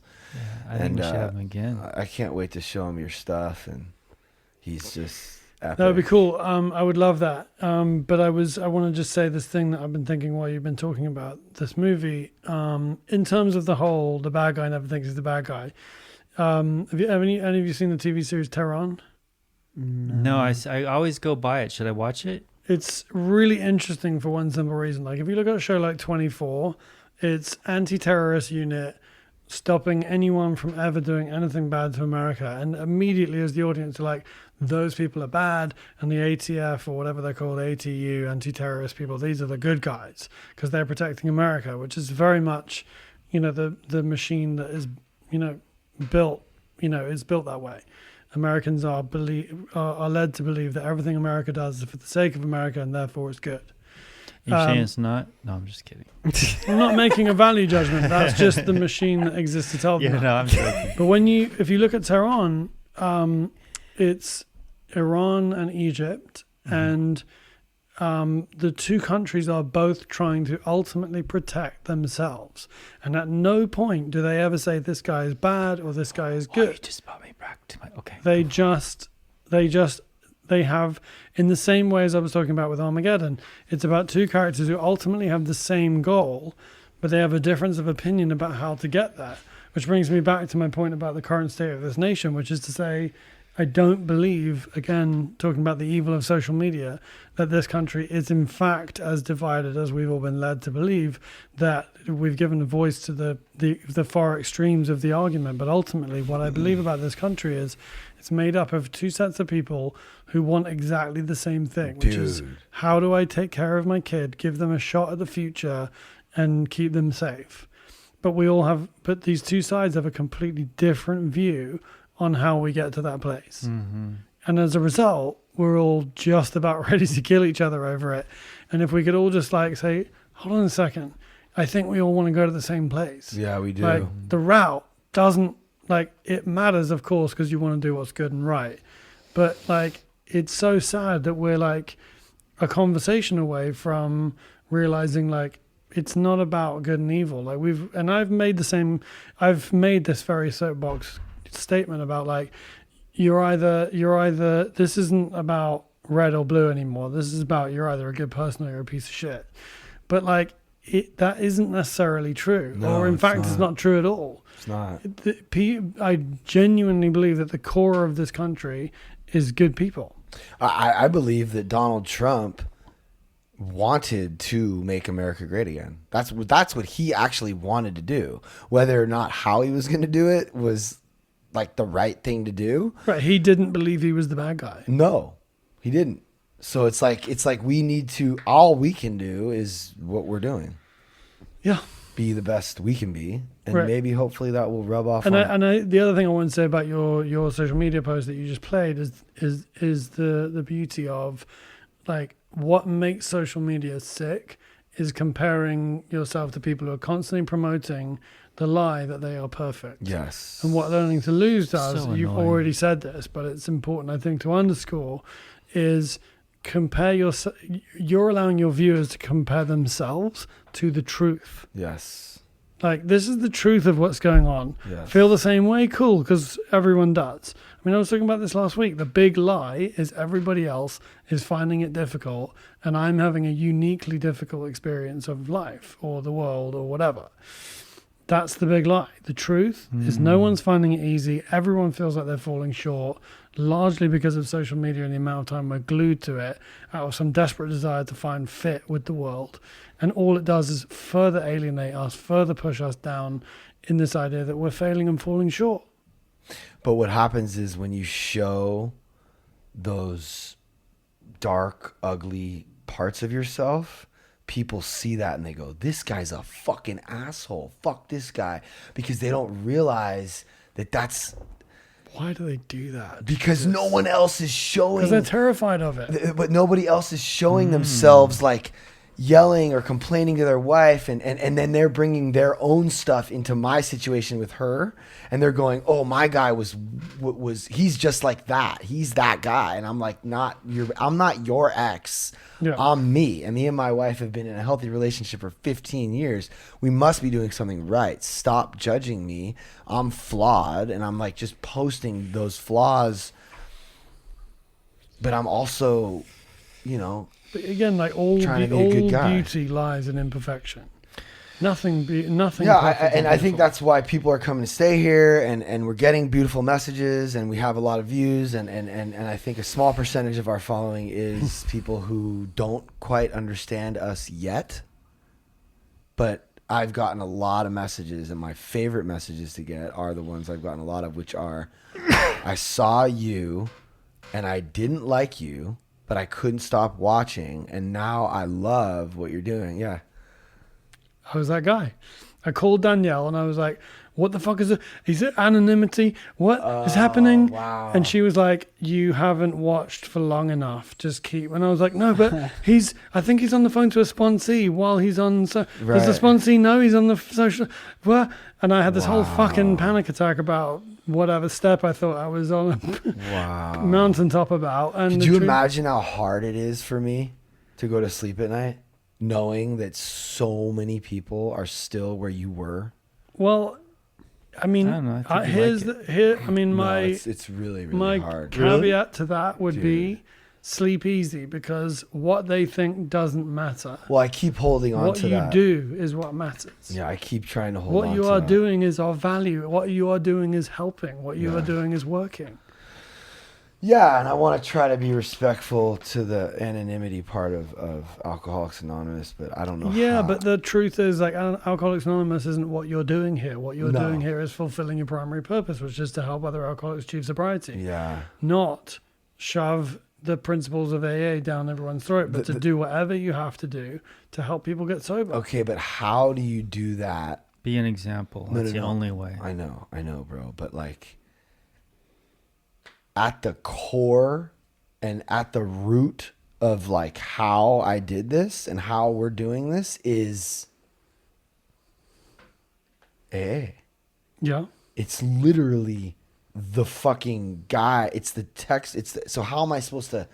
It's just tricky to dance around it when it's the I fucking know. I mean, main you and I had thing. this conversation about how I worked in treatment when I was so anti everything about the business, but I loved the job. I loved working with clients, but I felt like every principle and tradition I upheld was just being laughed at. You know, ultimately the question becomes, am I ultimately being true to myself? Yeah, for sure I am. But I still am supposed to respect this anonymity thing, and it's just Whose it just- anonymity are you blowing? No, well, I'm saying the part about press, radio, and films, like, it's just still kind of gray, and it's something that we've talked about a lot, and I was just on the phone with Michaelis. Yeah, look, Other people who are in the program that have big followings, they just call it the secret society. Everyone knows what you're talking about, but you just... Yeah, just imagine if I said that like every time I mentioned it. It would just be weird. Speaking of which, by the way, It would do you just ever be find weird. like if you like, I feel like saying to someone you a friend of Bill's is the worst code on the planet, because in my mind, because everyone I know is sober, everyone knows what that means. So it's Right. like, this is not a It's fucking secret handshake. stupid, man. Like, who Wait a cares minute, anyway? his shirt right there tells you, just fuck it. Here, Yeah, it We're doesn't not matter. anonymous anymore. Have you seen it? Show him the back. We should give you. I don't know. There's no way he would rock this. But we're trying to. Yeah, I don't know. It's fucking cool. I don't know why you think that. Because No, I wear dad sweaters. You should have. I will wear that. Yeah, I'll give you one. You don't have to do it right now. You know, like I'm thinking. You know what? Fuck it, man. Like I think we're past that. Like We there might there be. are We just might be. I don't so many celebrities. I mean, if one Yeah, of but them, also- I feel like if there's one a- of them fucks up, if you're gonna judge AA based on what one of these celebrities did, or me, or someone who's, then you're just fucking dude. You're looking come on, for a bro. reason. Like this is Yeah. that thing that, like, if you know, I was saying, some people say, like, I don't know how anyone's gotten sober during COVID, and my thing is, if I was ready and COVID happened, I do. I would have been like, COVID would have been an excuse if I wasn't ready. And if I was ready, it would have just been like, I'm going to, just like everyone I've watched get sober in the middle of all Yeah, this. I they don't think that's the they do it issue. anyway. I don't think Do that's you- the issue. It's the issue of money, and attaching AA to your profit can bring down AA. You know what I just read today? Wait, what you're saying is that because he's running a business for profit that runs on the principles of Alcoholics Anonymous, which we're supposed Well, not to the practice in principles, all our because affairs. Alcoholics Anonymous doesn't own those principles. Those were in the Bible, and they're in the Sermon on the Right. Mount. And they're we on are the- told to practice them in all our affairs. Yes. No, what I'm saying is if somebody takes AA, preaches AA, and makes money, To sell it. other people are going to do the same thing, and AA is going to become washed out. Do you think Pat is selling AA? No, I'm not saying he's doing that. That's what the tradition is there for. Yeah. Right. Not, No, I agree like, with you, but I not don't think like for a you second break you're selling somebody's AA. anonymity. How No, much? I'm How not. much do you think that principle is like based on shame?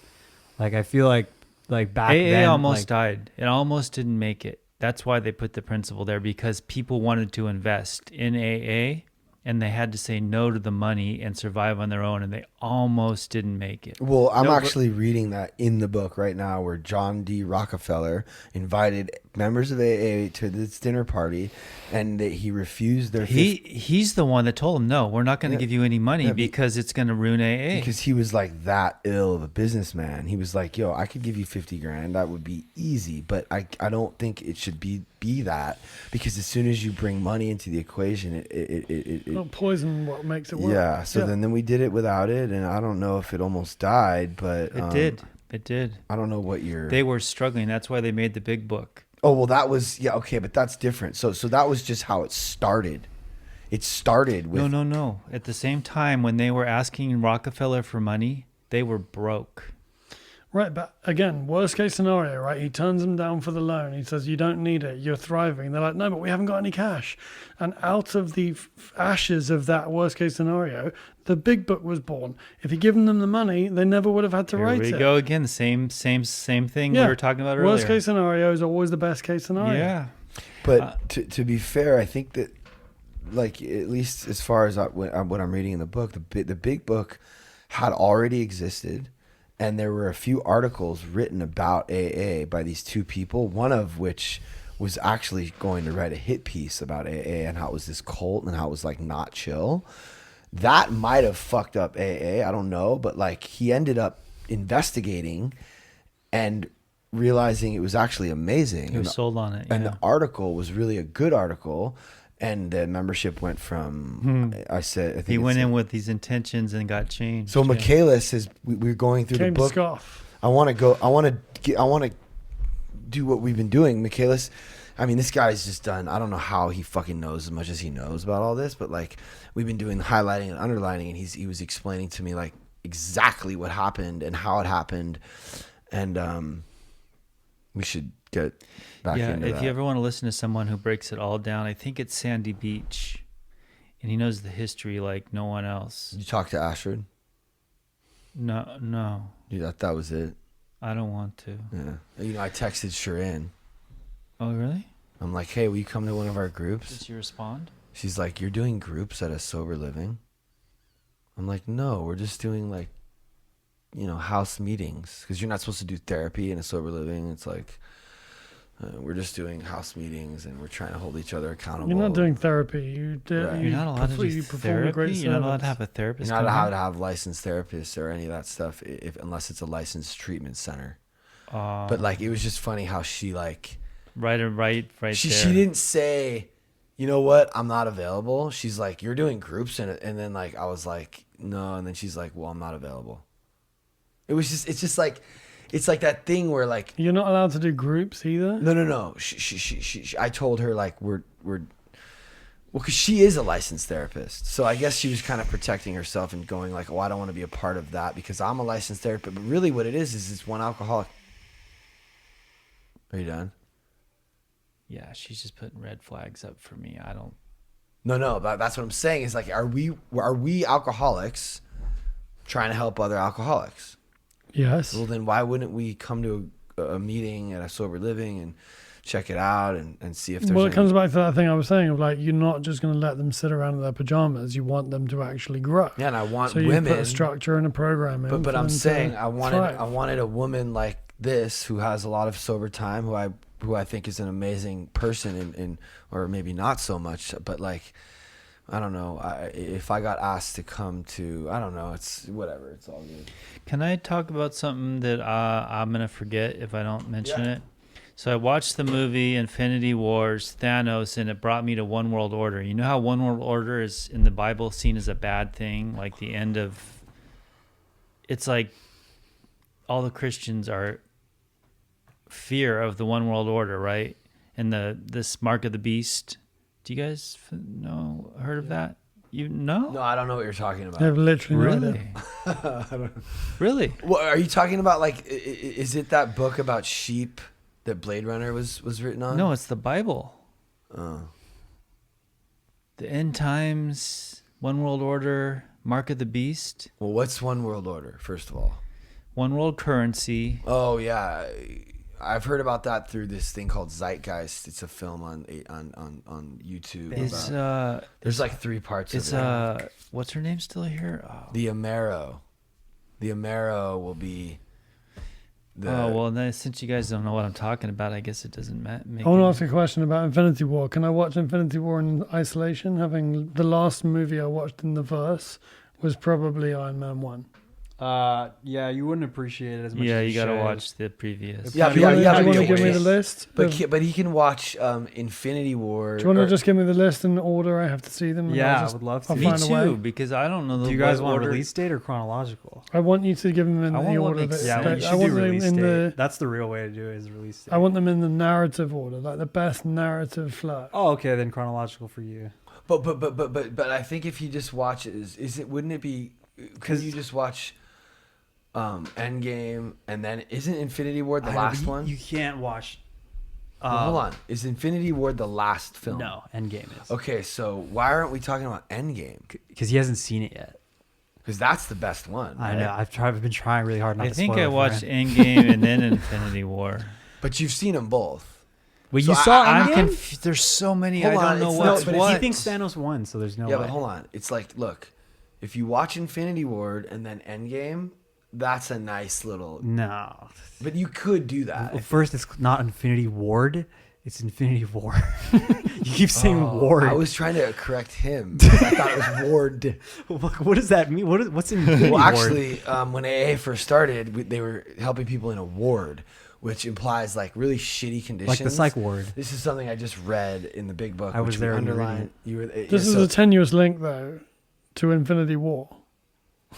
There's 22. The struggle between that link of like when AA started. Yeah, it's not. It's Ward. I don't know why I was calling it Ward, but dude, we underline Ward because it's important for us to remember that like alcoholism was not even respected as like a real disease. These people shitting and pissing all over themselves. They basically were lepers. They were like, these people are just insane. They were in the ward, and like Bill and Bob were like helping them, and now we're in like beautiful houses, Malibu, and like people are complaining about being in a bunk bed. It's like, I went to a meeting in Pasadena at a sanitarium. It's really beautiful. There's a treatment center attached to it now, but it was a sanitarium back in the 40s where if you were there for alcohol rehabilitation and you could make it to 5 p.m. without a drink, they would serve you alcohol.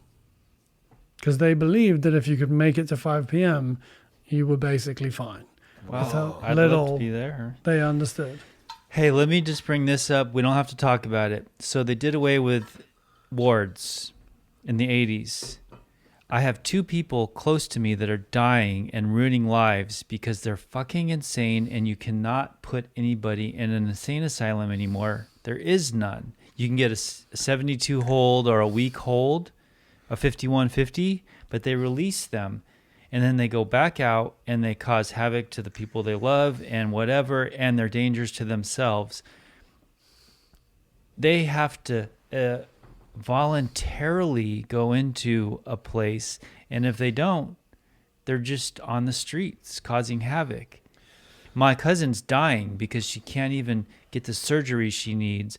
My stepdad's kid is ruining their parents' lives and getting in trouble. And anyway, I don't know what the issue is, and I don't know how many homeless people wouldn't do better under structure in some kind of ward. Anyway, that's all. So what were you guys saying? Yeah. So what's the order? Give us the order. Just give us the order so I can go home and watch one of these movies in the wrong order. You've seen all of them already? I've seen them all mixed up. I don't know what's what. I don't know what I've watched and not watched because there's like 30 start with fucking Iron Man movies. 1. Dude, oh, really? Wickham, how crazy is this that you just moved into a place with a guy? His favorite thing in the world is to like show people films that he loves. Do I need to watch Iron Man 1 again? What was that? Do I need to watch Iron Man 1 again? No. If you've seen it, you don't need to. So can you just list the order for everyone on the podcast too? Yeah. I mean, you want to look at your phone and yeah, I would need to like look at my phone. Just you're gonna be required to list the order. Do you have the list in the next in 10 minutes? notes just as standard? Before he's gonna get that together. Sam, are you able to watch sci-fi?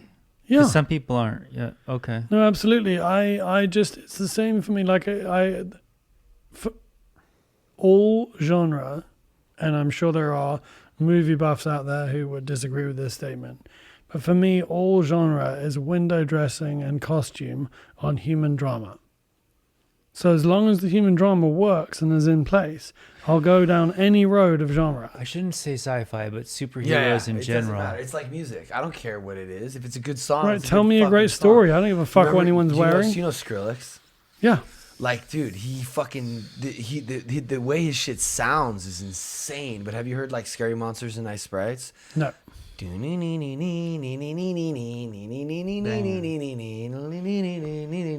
This song like came out and it's just fucking like it's insane. The production, it's like wow. The drop is just so crazy. The production was like, it was like heavy metal times a million. You know what I'm saying? The aggression and the fucking, it was a sound no one really had heard before. He kind of took dubstep to the next level. But the melodies, because he was a songwriter and he was in this hardcore band and he can sing and he took his voice, he sang this melody and a lot of his stuff, it's just like a good example of like, it doesn't matter. And he always talks about this. He's like, it's not about the genre or how it sounds, or it's like, is there a song? And I was just listening to Ronnie Radke. We interviewed him last night or 2 days ago. Troy did, and he was playing me some of the interviews. Wait, finish your points. What's the point? Well, he's a great song. It's just a song. It's about the song. It's about the story. It's just, it doesn't matter. Well, it's the same as like when someone says, like, what kind of music are you into? And it's like, yeah, I'm into being told a great story no matter what. I don't, like, I'm into all things as long as I'm being told a great story. I think music is a little bit different, I think, just because the melody can be enough. Yeah, but have you ever met me. ever met a person who only listens to one kind of music? No. I Right. mean, you know. But the point I'm making is just that, like, it doesn't matter how it sounds, although I think Skrillex was able to access, like, a whole... Oh, you mean like genre, how it sounds? Yeah, like whether it's... Okay. Yeah, because the first time I was ever exposed to him, he brought a reggae guy up to perform with him. So badass. Yeah. I mean, I don't know if we're gonna get tased for this, but Well, then don't play it. I don't want to get tased. We don't get taste copyright on the podcast. I remember being in middle school and like being like, this is so fire. when I heard this, like my life changed. I wanted to quit producing, but then we just tried to step up our own production, and he influenced everyone.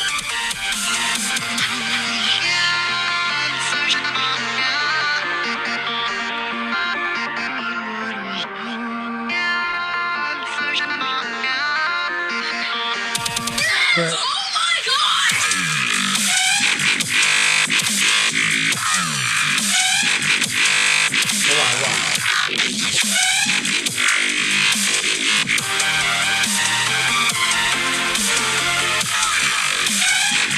Like, bro, like there are people like stage diving and moshing, and it's like, is it dance? Is it electro? Is it metal? Like, what is it? It's just a fucking good melody. And it's just like, this fool locked himself in his room. He was like screamo. He was in like a screamo hardcore band, singing and From writing first to last. songs. Yeah, and then like, he just like locked himself in his fucking, not even his room. I think he lived on like the floor in his friend's basement or something, and like learned how to fucking take this shit to a whole new level. Damn. Pretty inspiring. I have the list. I But mean, like, his story definitely inspired me. Everything in our lives inspires us in some way, but I think, you know, him pushing the limits and like, it definitely inspired me to push my limits. And, you know, even like 6ix9ine and like just different artists like going so far. Like 6ix9ine, you know who 6ix9ine is?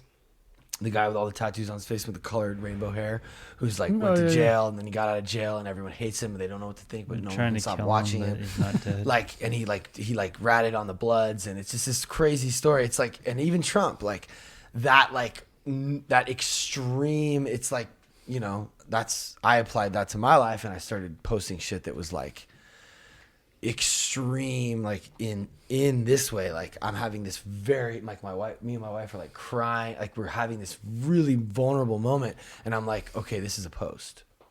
When the last thing anybody in their right mind would ever think to do is film this and post it, like, I'm like, that's what I need to be doing, because these other people right. are like taking whatever it is that they're doing as far as they can. Yeah. And that's also why I love, like, Harmony Korine. The movie Kids, Yeah. Larry Clark. Yeah. Like, Harmony Korine wrote Kids when he was like 17 because he was in the shit. And when that came out, I remember like thinking, this is like so, they were showing kids doing drugs and having sex and beating each other. It was so NC-17. It was just such a gnarly movie, but I felt like I could really relate to it as a bad kid. And that guy's always been like something that that was part of like what this whole Learning to Lose movie is. This movie, I want it to be like, and this might sound crazy to some people, but I would really like to actually go into a real house where kids are actually like shooting dope and like figure out a way to like get, I don't know. I just want to like capture something real and like raw and like it's never been seen before. Because there are kids. I wanted to send my stepdad's kid, but he's like, no, I don't want any of this on film. Because kids are gonna do that anyway, and I'm thinking if I can come in there and like make some sort of art about it, but also talk about recovery and I don't know, maybe I can influence them in a positive way. But I just think if you want to reach the people that are in that shit, you need to like show them that shit, and they need to not think it's corny or fake. And I feel like Euphoria is kind of doing that, but I also think it's kind of, Euphoria is not like, I don't know. To me, it's not as edgy and raw as like I would want to have it be. Do you know what I mean? It's pretty. This is pretty like they have some. Yeah, OD. but there's also a lot of because candy Euphoria is great. Yeah. Until you hold it up against the idea of Pat going into a crack house. That's what I and want. filming. I want to go. Suddenly, it sounds like a Disney far. show. It's like heaven knows what. Gummo? No. It's another Harmony Korine film where he went to like Louisiana and filmed like just the trailer. You could took do these. that, He Pat. took these. What? You could do that. Well, no, I want to do it. It's just. You could just go to a crack house, say, look, I'll give you this amount of money, I'll blur out your faces. No, but there would need to be a main actor who would be in that situation, and we'd have to figure out a way to like improv it and like. Have You could get to know the locals in this house over time. You could do it. I think it'd be pretty amazing to show it real. Yeah, but I don't want to just do a documentary. I want to make like a narrative with like real characters. It just would be tricky. Well, then it's not real. It's acting. some of the characters would be Also, real. the amount of time that you're talking about ingratiating yourself into that situation sounds a little bit like about, the hang out at the barbershop long enough, you're going to get a haircut. Yeah. But I'm not. I understand, but like, just sounds like dancing with the line a little bit. Well, that's what I do. Right. It's not tragic to die doing what you love. I don't Brought know. it back to Point Break, bro. Wait, what about Point Break? The best movie ever made. What are you talking about? Wow. Is it? I But gotta watch it. It's been so How long. did it go back to that? Because that's a line from the movie. It's Keanu. not What tragic did he to die say? doing what you love. Oh, wait. So who said that? When they're talking about either dying, I think they're talking about surfing big waves. Patrick Swayze said it? Yeah, he went One of into his the boys says that, storm. yeah. Yeah. Was Yeah, it the Bo 50 years Jesse? storm. Yeah, the 50-year storm. Wow, it's not tragic. And To you don't die know to for die sure doing what that you he love. died too. That's kind of cool too. Like you don't know 100%. So wait, what did he say? It's not tragic if you die It's doing. not tragic to die doing what you love. Oh, because he liked him, huh? But you do know he dies because the best line of the movie when the cops are like, "Well, get him when he comes back in," and then Keanu Reeves is walking away and he goes, "He's not coming back." Right. And then you see this like 5 billion tons of water Bro, land I off him. can't wait to watch that again. Yes, I can't wait to watch it on your 85-inch screen upstairs, which actually makes me dizzy when I look at it, but I love It doesn't It'd be bother you better that in these here. movies It's are the same size, but it's in a smaller, Right. more comfortable. the situation. datedness doesn't bother you at all. Because I'm immediately 12 again. Plus, you have Keanu Reeves, or plus you have Can I ask you a question? yeah. What makes Keanu so good? Because he doesn't say a lot. He's kind of No, corny, sorry, but what I was not going real. to say is plus you have Anthony Kiedis. Right, saying that would be a waste of time. Oh my God, dude! When you just first reacted to me, I thought you were not gonna say that's crazy. I can't believe you just quoted him. I wouldn't be able to come up with a quote. And then- Also, War Child is like a real. Who then Warchild says, we're just going to fuck that you would up. be a waste of time. You haven't seen Point Break? I have. I mean, The original, Well, this not is the because remake, or Keanu the Reeves. sequel. He's just fucking great. And it's I Swayze don't at know. his prime. I think a better question would be, why is he not great? Why isn't he? Why? Why isn't Because- he being given Oscars? Right. Well, because I mean, I don't I- know that he's like the best. Like Genuinely, actor. that was a joke. Well, that's the But- thing is he's taking- not. That's what I'm asking. He's not the you're best fine. actor, but there's just something about him, and I don't know what. He's perfectly cast in those roles, though. And I'll also say that I don't think. I don't know that I can think of an actor, a great actor, who's not a great character with it when they're not acting. I mean, you think about, you can't be a good actor unless you're Okay. Have you met him? Nicolas Cage, Tom Cruise, Oh, you mean Anthony someone who isn't Hopkins, kind of almost a caricature of Christopher themselves? Walken, Robert De Niro, Al Pacino. They're all Denzel Washington. When you see them talk in real life, you're like, fuck, dude. This is like a guy with a Like lot of larger than life, character, yeah, yeah. with a deep. Even Tom Cruise. I mean, some people don't understand how insane and amazing and how he's just, Not even like I know people who've met him and they're like, if you meet him, you become the only person in the world he's talking to. Yeah. And you feel like as big of a star as Yeah, him yeah. because that's what he does to people. And when you watch these people do interviews, you're just like it's just like you can. Also, anybody go can do an rewatch impression. Rain Man. That dude is a fucking incredible actor. He's wildly overlooked based Oh my on God. Who? one weird interview with Tom Oprah Cruise. and the whole Scientology thing. Not that cool, but Oh like no, Tom Cruise is great. No, Cocktails, everybody- fucking he's- Cocktails, a movie we should watch here. He's never been in a Actually, bad that'd be a movie. weird movie to watch in Sober Living, but I don't think he's ever been in a bad movie. no, he's always entertaining. Like I don't think of him as being someone who I would put, and yet every time I see him in a movie, I enjoy it. What about Magnolia? Great. I don't Dude, think what about But Paul the Thomas Mission Impossible Yeah. franchise, but they're all great. Magnolia, I think that's. Do you remember the scene where he's crying to his dad? Yeah. Oh my God, bro!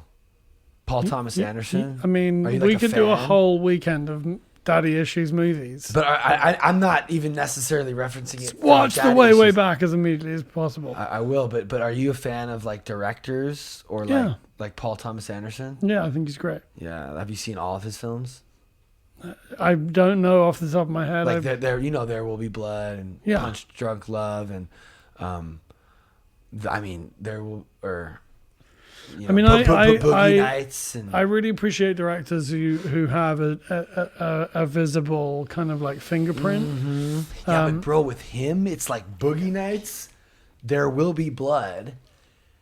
They're so different. Punch Drunk Love. He was the first to really show Adam Sandler before the Safdie brothers. To Long really before. show Adam Sandler as like an incredible actor. Paul Thomas Anderson. Have you seen Punch Drunk Love?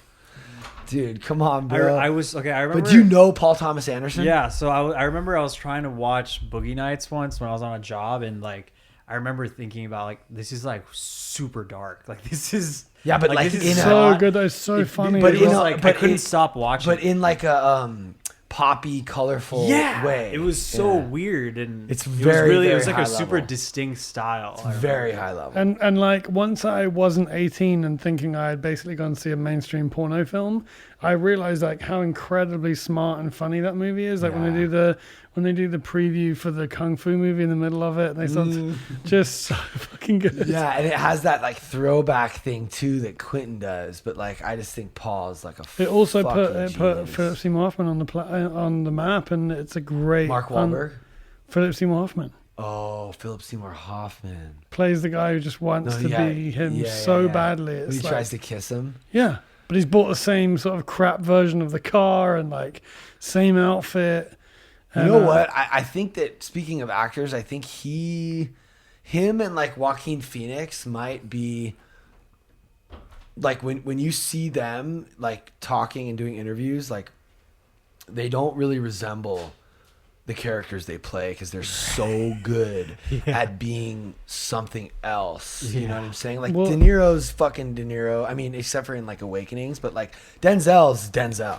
Yeah. He just shows up and he's just Denzel. Joaquin's a shapeshifter. Yeah, it's kind of a Yeah, trip. I mean, De Niro, Pacino's the same, Spacey's the same. With the exception of like maybe Scarface, but most of Pacino's. Yeah, films- but still kind of that, like, you know what's really Yeah. interesting is like I think Pacino is a great gangster, and I think De Niro is a great gangster, but when you put them on screen together, as we saw in The Irishman, you realize that like what Pacino does almost looks like a caricature of himself when he's put up against, because De Niro's thing is to kind of keep it all inside, Right. very kind of like simmering below the surface, but you wouldn't want to fuck with him. Whereas Pacino's thing is just to be as loud as possible and be like all in the throat and the head. Yeah. Whereas it's that thing of like chest voice Ooh, versus head voice. Right, but that's Have it. you seen Son of a Woman? Yeah. Oh my god. He's Like, a I great, can't wait to great, show great you what's actor, but when happening. he's put up against Pesci and De Niro, it kind of like it didn't work for me because it's like Wow, yeah. there's a reason But people in- got saying like when are they going to put them back on screen together? It's like But they don't he- belong on screen together.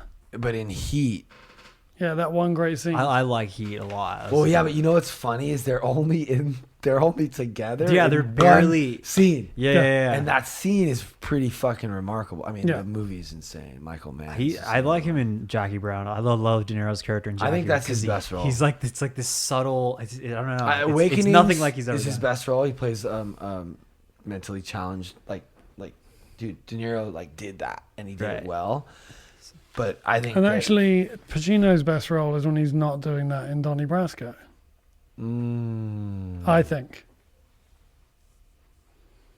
I think it's his most. Son of a I think it's Woman- most I human think Son of a performance. Woman is Yeah, it's a great performance, but he's Right. doing Pacino. He's doing the Pacino thing of like the loud. to the extreme. Yeah. I mean, maybe that's where he actually invented it. I mean, because like for years after, that was the standard impression was the hoo-ah.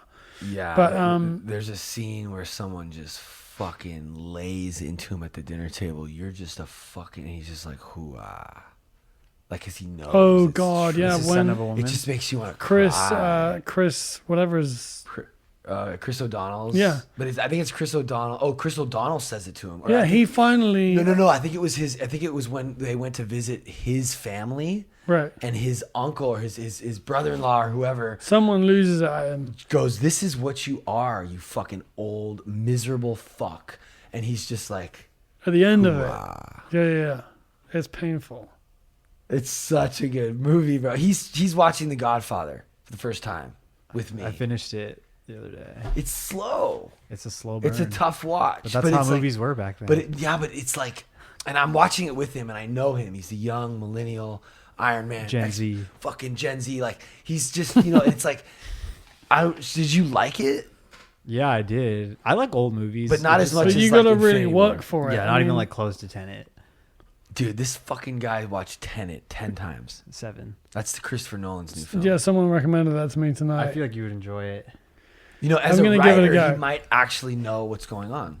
Well, this Yeah, is my and problem with maybe- Nolan films, though, is I don't want to watch a film where at the end you want me to decide what the fucking thing means. Like, tell me what it means, wrap it up, tell me the fucking story. Right. Don't leave me with the whole. I don't want to have to get on a forum with Dungeons and Dragons players to figure out the end. But maybe that's why he's the filmmaker for the young generation. Of Maybe. tell him what you think. I think he's like, it's not even about.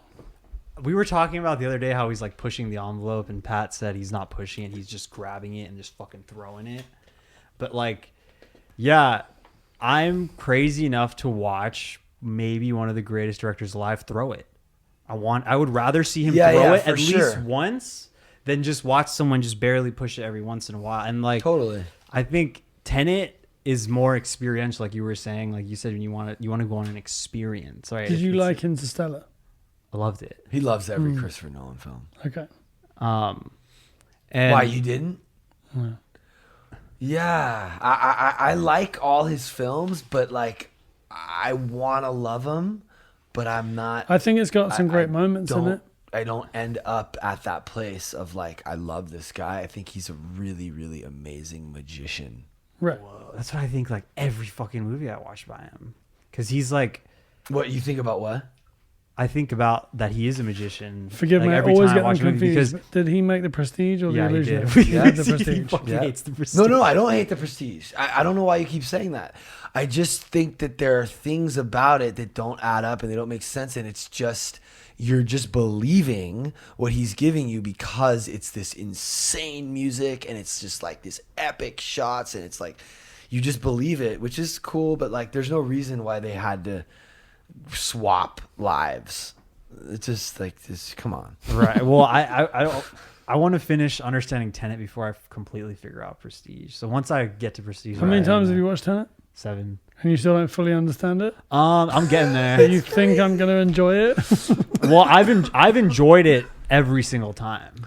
That the enjoyment's never been a question. I will. Okay. I can honestly say that it was like a struggle for me to enjoy it the first time I watched it in the theater. It's because it's like Noah put it to the There's concept 4 Robert Pattinsons in the last scene. That's a lot of is Robert it's Pattinson. not They're a- in the same. In it's the not a different plot time. driven movie. It's not a character driven movie. It's What the it's fuck is driving it then? It's a conceptual driven movie. Oh, Jesus, I'm already out. Yeah. Yeah, Well, then don't watch it. But No. You can look. Sam is a story. Like Yeah, the but- way no, but way here's back. the thing. Story is- is the marriage of plot and character. Which is why I keep telling Wickham. Imagine if Right, but Christopher Nolan, but film isn't story though. Like story is like literature. Like film is film. You know what I mean? And like Nolan is like separating it from its ties to other art forms, and he's just like, film is film. That's interesting. He And, might like, well- because we I rely like what on he's saying, we man. rely on we Right. rely on like theater. Can we you rely believe on this kid's 20 fucking? we rely on How old are writing. you? 24. We rely on music. That's We great. rely I'm gonna kill on, myself. and then we rely on photography, and then we also we relying on everything else to make this thing. But Nolan's like, no, this is just the camera. And like they ask him why. Like the movie's about it explores like it reverses the entropy of an object, right? Which is like entropy is the theory that when like the Big Bang happened, right? Like everything's just like expanding. Like right now we're just expanding really fast. He would like Tenet, and you And should then- explain it to. And Billy, then like sorry. the theory is, this is like real science, that one day the universe is going to stop and it's going to sink back into itself, reverse entropy. So Nolan's exploring that in a movie. Like he's like visualizing things that people have never seen before. Like for example, the concept of seeing someone move backwards through time, nobody knew what that looked like until cameras were invented. Because the camera gave us the ability to experience what time backwards would be like. And like that's what he's doing in Tenet. He's showing us this, like he's like showing us like hard physics about like what actual time travel would be like and the consequences of it, how we would interact with it. It's like it's hard sci-fi is like what it's called. No, Where like he's- instead yeah. of building like a Star Wars world, you're building like a really specific world with mechanics that you've like thought out. Okay, that to, like, I'll serve the watch. story. I respect That'll- him. yeah. I just respect him as a filmmaker because he's really pushing the envelope and he's trying to. There are people acting backward. I mean, they have fight scenes where one person's in reverse. Yeah, and one the person's other's going in- forward through time. And They're so fighting each other. the punch, the impact of the punch is like, and they're acting. And there's No, no I- CGI or green screen. Well, there's a little bit of CGI, but there's no green Does that screen. make sense? Aren't they just reversing forward moving? No, they're not, and you can tell They they're not. built custom, like IMAX cameras can't shoot backwards. They had to Right. like build the cameras to shoot them. No, and I also believe he would consider there to be no point in just reversing film if he's not just- doing it the right way. He has to do it all like Yeah, yeah. the I have right way. Because it's interesting. Billy, there's a microphone. I know, but I'm eating an apple. Just like But while you swallow your apple, I do just want to say you've sold me on watching the film, but you haven't sold me on the separation between film and the story. Story is story is story. Film is one of the ways in which we tell stories. right. Whether you're Nolan or anyone else, you don't get to say, I guess I'm not telling a story. I guess he's leaning on photography more than literature. But even as I'm a trying to form say. for telling story. But Yeah, like so is I've always photography. liked I experience things through photography, not literature. Like Right. I'm not like a huge reader. Like I love like Catcher in the Rye or something 100% like that. understand that. But like I grew up on the internet with Facebook and iPhones and like images. Like that's how I learn things. I don't need to be told things anymore. Like I want to watch things. But you would you not agree that you were attached to the narrative within Tenet? whatever journey, actually, like, but did it not go I'm on? not like into the narrative that much. What are you into? Well, The experience, like when I'm watching the opera scene and like the music of Ludwig van Gortsen, the guy who did Black Panther and Mandalorian, it's like, when have you ever seen that Did the color palette? Mandalorian. And here's what's crazy is like you watch that movie. Remember I was watching at your house. Nobody could take their eyes off of it, but nobody knew what the fuck was going on. Bro, I looked over and you were the only one watching it towards the end. And Oz was with me the whole wait, time. when did you go to the theater? And it was supposed to be with Last Oz. night. Ryan and them were just They doing were their own open? thing. No, at my house. Okay. But we drove 2 hours to see it like about a month ago when it came out because I didn't want to see it at home because this guy's. I mean, this What fucking theater was open 2 months ago? This is my far, question. bro. There was one. Somewhere in. I fucking- found one because I watched Somewhere it in in, like- IMAX 3 times. In IMAX. You found an IMAX was open. Well, because he lives in Long Beach, or he did, till he just moved in with Billy.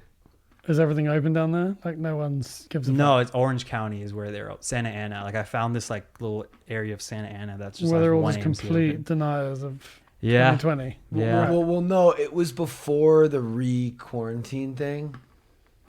I don't know. People from England are always like, "How's the lockdown?" I'm like, "What lockdown? We're not in lockdown." Like, Right. people say to me like, "How do you see your daughter?" I'm like, "I'd get in the car and go to her house." Like, I don't No, know. but there was like a mandatory thing, no eating outside in restaurants. But Yeah. then there was eating outside in restaurants, which it was before like it really got gnarly, and there was the Yeah. theater was open, and we went and saw it in the theater because Christopher Nolan like sacrificed so much to be able to release this. And that's the other thing is he respects the art form like so much. And like he's in this really unique position where like not a lot of people are in, where like someone really talented is actually given the resources they deserve. Yeah. Like nobody has that on his level. I mean, I just think it just comes down to preference at the end of the Well- day, and I'm more with you as far as like wanting like. What No, I and find, I can what- also incidentally dig something that is all about style and an experience of the style and the form and the visual aspect and the audio. And I think there's like a weird connection between Tenet and like modern rap music, because like rap music like went from like the 90s of being this like lyrical storytelling, rhymes, wordsmiths, poets, right, to like these drugged out dudes with this like psychedelic music production. It's because like, and I always thought that was an excuse to make ignorant music, right? Like, I don't need to learn how to write if I'm just like fucked up, right? But after a while, I'm starting to see that like when I listen to like Travis Scott, for example, like I feel high. I feel like I'm on acid. When I took acid, all I wanted to do was watch Tenet and listen to Travis Scott, because I don't learn anything from Travis. He's not like Eminem, or like he's not fucking William Shakespeare, like using words in this way. He's like done with words. Like, why does music have to be about words?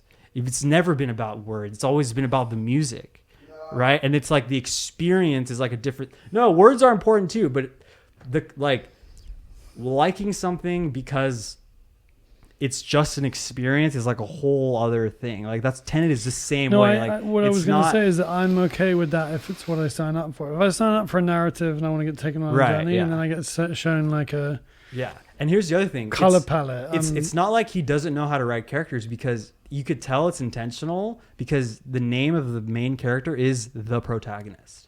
Okay. That's almost like him being like, this is just literally just the good guy. Right, like right. just that's all you need to know about him. Yeah. And people are like, I don't really care about his motivations, like all this, and I'm like if he took the time to flesh out the motivations of like Robert Pattinson's character, he actually does flesh out his motivation. But if he took the time to flesh out everyone's motivation, he wouldn't have time to do the time shit.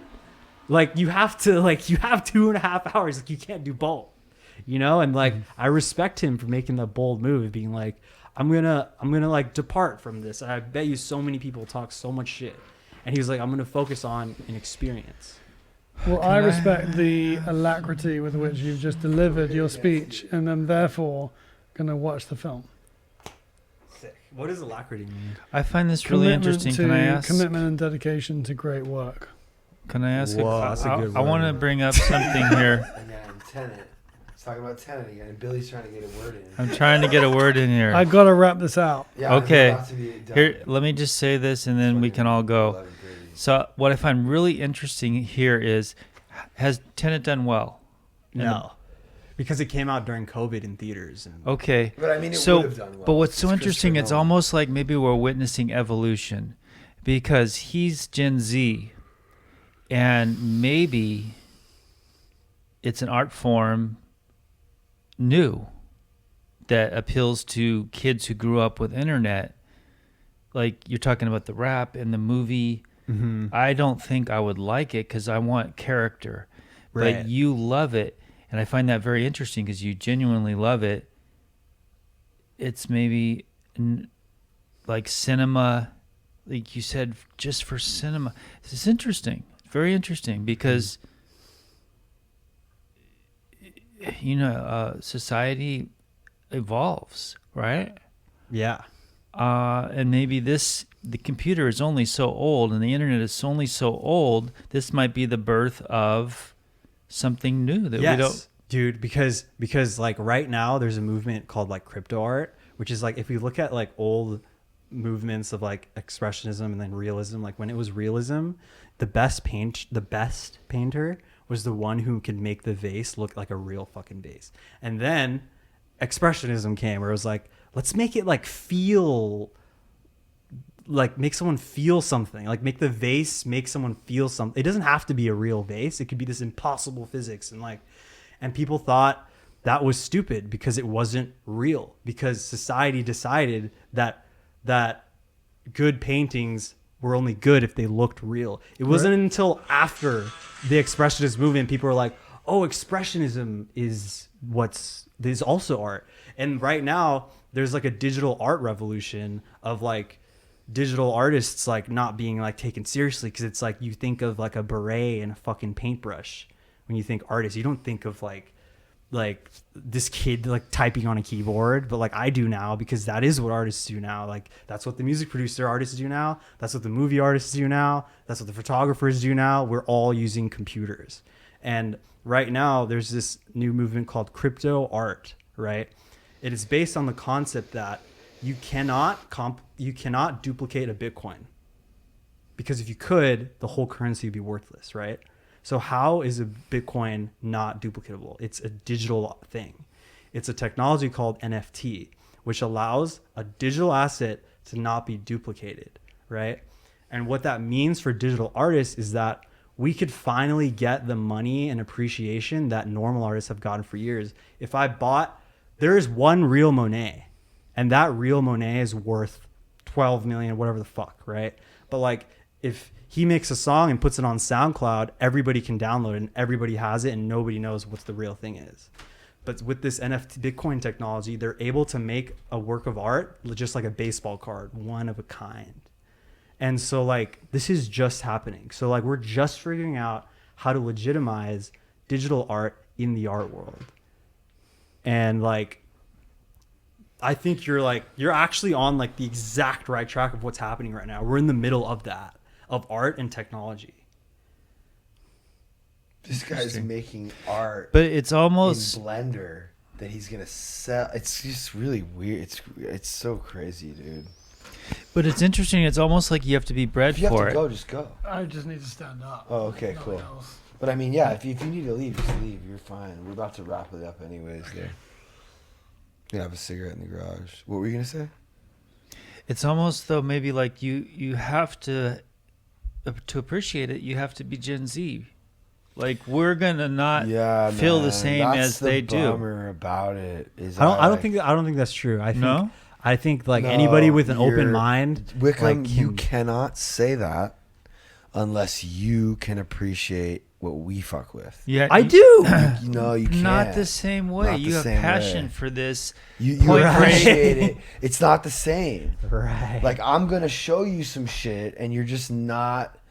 Yeah, like It's why it's can't an weird. old movie make me obsessed like Tenet? Like that's so weird. Yeah, Like, like I wonder could why. watch. The Like I know Godfather. Godfather is an objectively like a fucking good movie, but But like, wait a minute. I don't know why I'm not obsessed Yeah, with it. and You I- like and well, I that's just because have- it's a boring movie. But you like weird. Infinity War, Yeah, love it. and I like it. So there No, is no, a. but not the way. It's just not the same. It's like, I think maybe there are certain things that might cross over, but like just in general, it's like there is something about like time. Yeah, like my daughter, she makes animation and all this stuff. It's cool, but she is maybe not even Gen Z. I don't know what she is, but they're different. They're different because they grew up. Yeah, it's with a whole different set of influences. Not the shitty computers we grew up with. They grew up in like the kapow of like immersement in digital world. Yeah, like you can't. And even his fucking pink hair makes me think like That's a super Gen Z thing too. Is like I like it actually. It's good on you. Whatever. Yeah. I'm good. I'm done. It's very interesting though. Yeah, we should watch Tenet. All right, thanks for listening, guys. Don't. Maybe, but you have to buy it. I can't